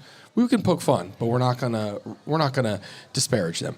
And so that was a big reason why we got permission from Lucasfilm. So we felt we had to uphold that and honor that as storytellers and make sure that it was something that was positive for the Star Wars community and celebrated all aspects of fandom. And so that's a big part of it. And in addition to that, though, you have moved into other franchises because you're not just a one-trick pony. You like other things. I know that you love. Dungeons and Dragons is a bit of a. If Star Wars is an obsession, or how would you compare your fandom of Star Wars, or label your Star Wars fandom versus your Dungeons and Dragons fandom? They're similar. Like Star Wars is a way of life. It's like samurai. You know, once you're in, you can't just undo it. You're in. Dungeons and Dragons, the same thing. It was a big part of my life as a kid. I learned how to draw from reading comic books like Marvel and flipping through the Dungeon Master's Guide and Monster Manual. I watched my brothers play. So it was a part of who I am. So it's not something I got into late in life. I took a period away from it. And then when I had kids, I got back into it. I don't drink, I don't party, I don't do anything. So I had people over for game night. And I also had kids. So I was like, you know what? I'm not going anywhere. Come over and we'll play Dungeons and Dragons. And I was in a Star Wars role-playing game. And our Dungeon Master was Sam Witwer. And he was going away for 6 months. The voice of Darth Maul. So Sam was going away. We're like, we can't do another campaign. That'll be like cheating. So I'm like, let's play Dungeons and Dragons. I haven't played in years. So that's how I got back into it. And I just picked up where I left off. So it wasn't consistent like Star Wars. I definitely took like a period where I didn't have anyone to play with. I didn't do it. But it's a deep passion because it's really about friends coming together. It's a little more communal for me. Star Wars is a lot. We're in a chat thread, the Jedi Master thread. And we talk Star Wars. But I see these people every week, and people come over and we game, and it's really like laughing and poking fun. It's like it's a cool version of poker night. Yes, it's like people I can see that. People that play are like, I had no idea this was this amazing. Why have I been sleeping on this for 30 years? It's the best game on earth.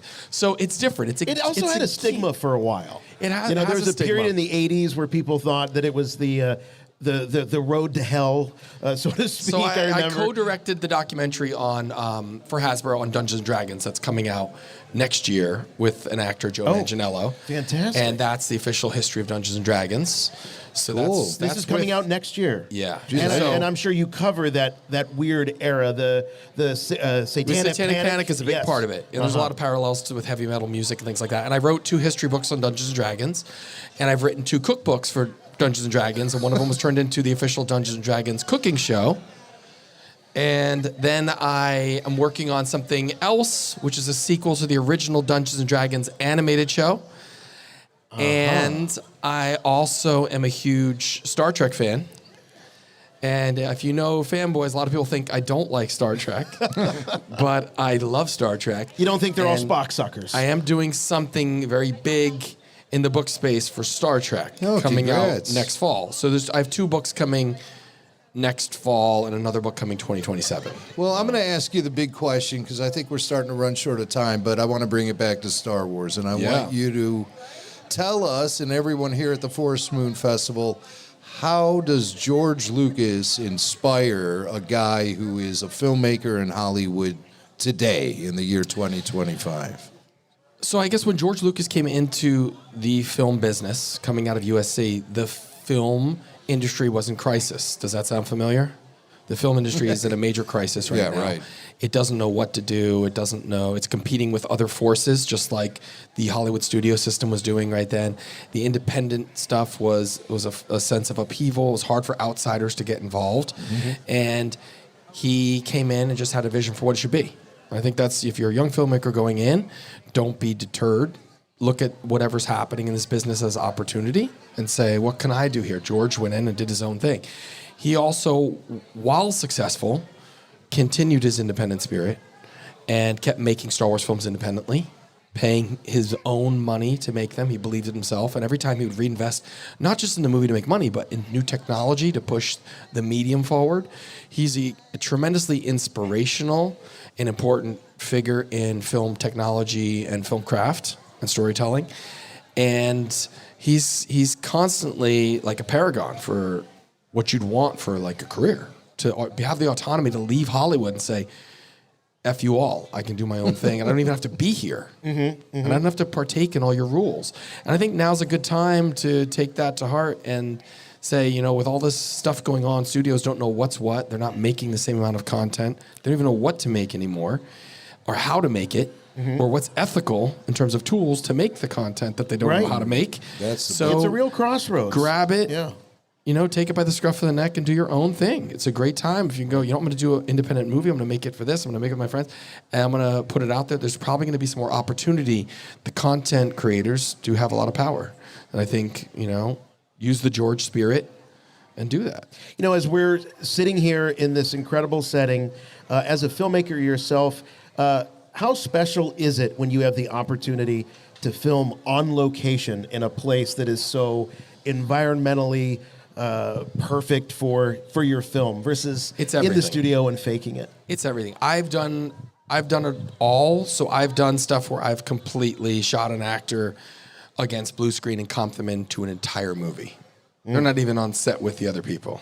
I've done that. My last film, I probably had an actress was 5 out of 8 days, wasn't even with the people that she's in all the scenes with. And you wouldn't know. Wow. I've done that where the entire set with Samuel Jackson and Jessica Alba is completely not there. They're on an airplane and the military won't lend you the airplane, you know, what are you going to do? Security reasons. Right. So sometimes you have to do what you have to do. Obviously, the preference is to be in the real location. But there are many times where, you know, you make do and you can pull it off. But it's always better if you can touch the ground and smell the air and be there and be inspired by the real location to come up with new ways to look at it. If you're walking through the redwoods, you're gonna have a different feeling than if you hear about them and read about them and look at a picture in a book and try to recreate them.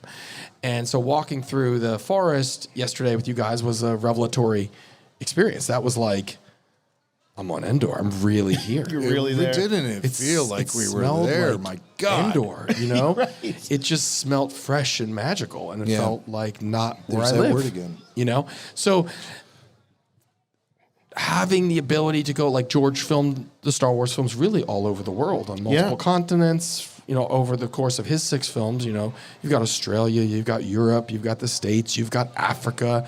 Like, it was all over Central America. So I think that's important if you're going to tell something big like Star Wars. It's also economically, you know, hard, and you need that backing. So if you can authenticate it and get yourself here, like, and if you've never toured those locations and you're here at this festival, then you should get on it You got to Yeah. go see where they made Return of the Jedi, which is still top 3 Star Wars content. I love Endor too, but let's be real. Original trilogy 1, 2, 3. With so many Star Wars Come on, people. productions, with so many Star Wars productions currently underway, or potentially going to be under the way, do you think there is a future for the Ewoks to return in Star Wars? Do we think that we can find a place for the Ewoks? I'll answer this on multiple levels. On one level, yes, because also the battle-damaged Death Star didn't fall to Endor, it fell to Kafir. Yeah. So it didn't damage. Remember, everyone was like, oh, the Ewoks are gone because the Death Star fell and destroyed Endor. It didn't. Somehow it fell on some other planet. Okay, so that's good. The Ewoks were unharmed by the destruction of Death Star 2. The Here comes Ewoks Kevin are totally Thompson. fine. I think so Kevin has something to love say. that. I Kevin love is- that. Yes, you were the director who should be directing this movie. You know, Ewoks. I gotta tell George this. I got his phone And number. also, it's always says, Kevin, what do you think about this? All Star Wars movies are done in trilogies. There were only 2 Ewok movies. Doesn't there need to be a third one? I think Chukatrak lives. Yes. He comes back. He's a badass Ewok. Just a couple of rocks. And isn't I love gonna the have holiday this. special too. And they should do a holiday special sequel. Right, And it should be an Ewok holiday special sequel. Christmas with the Ewoks. Yes. Exactly. Christmas with the Ewoks. Wow. That would be great because, hey, doesn't everybody want an Ewok for Christmas? Is that legal?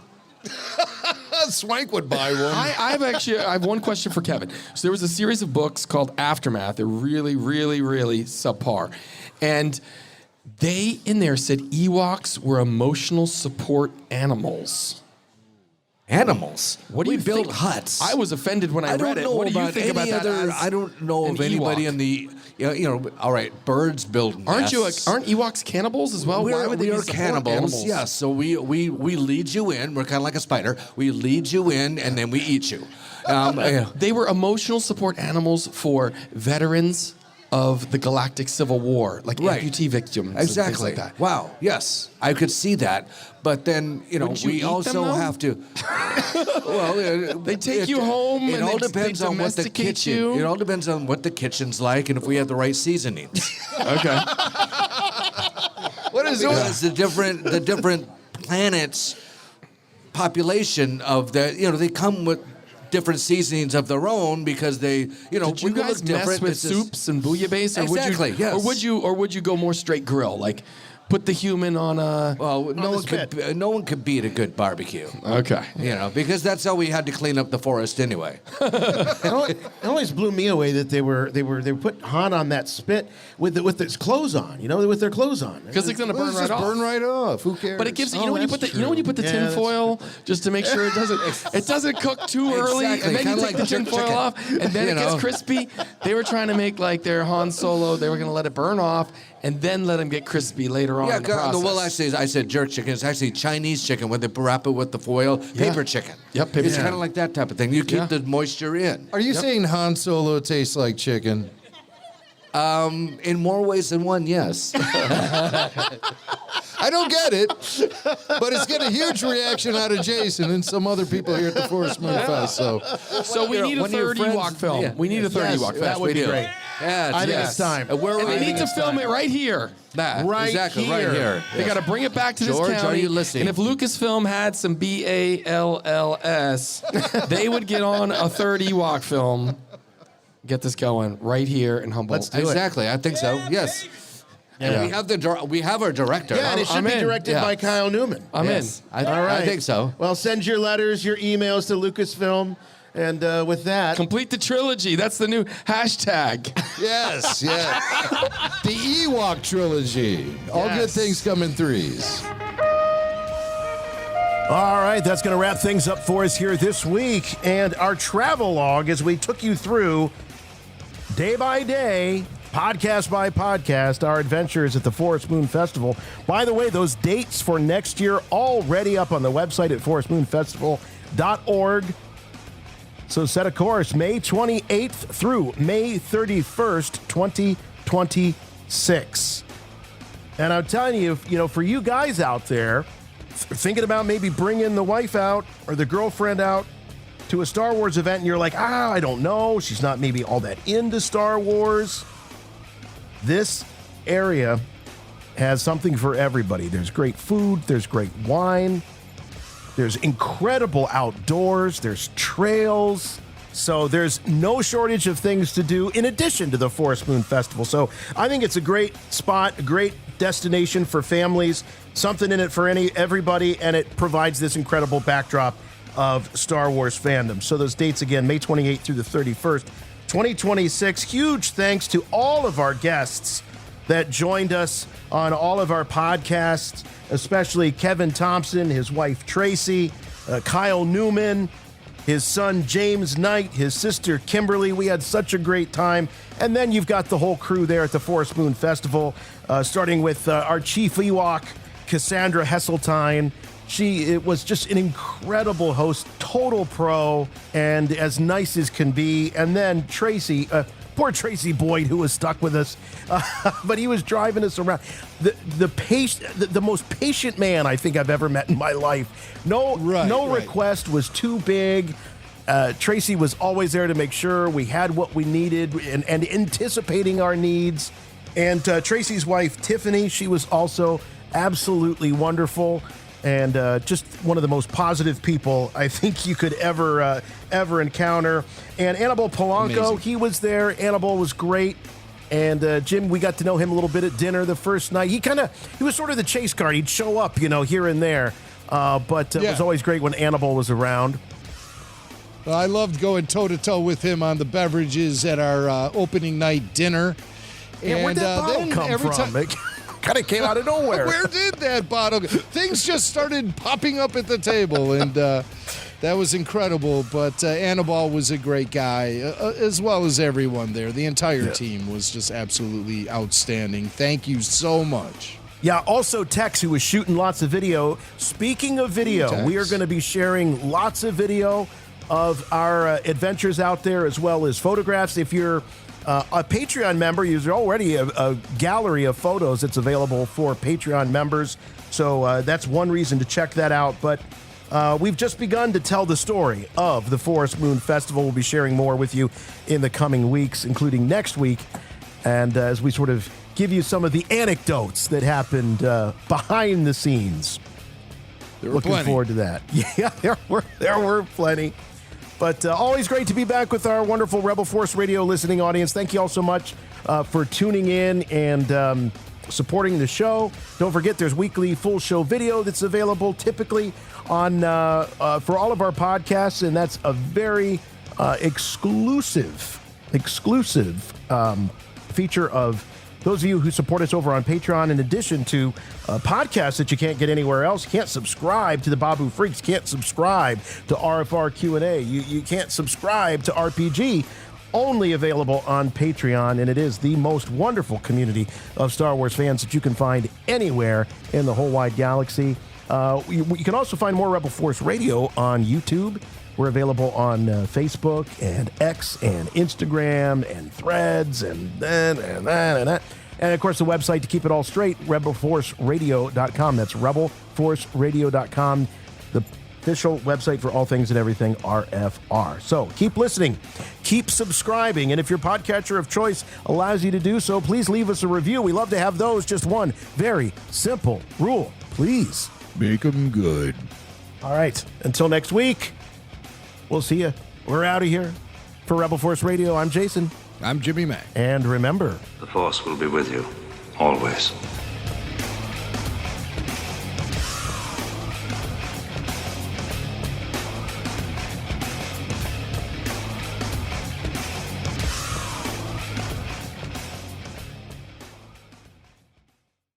And it's bigger than the giant balls on Chewie.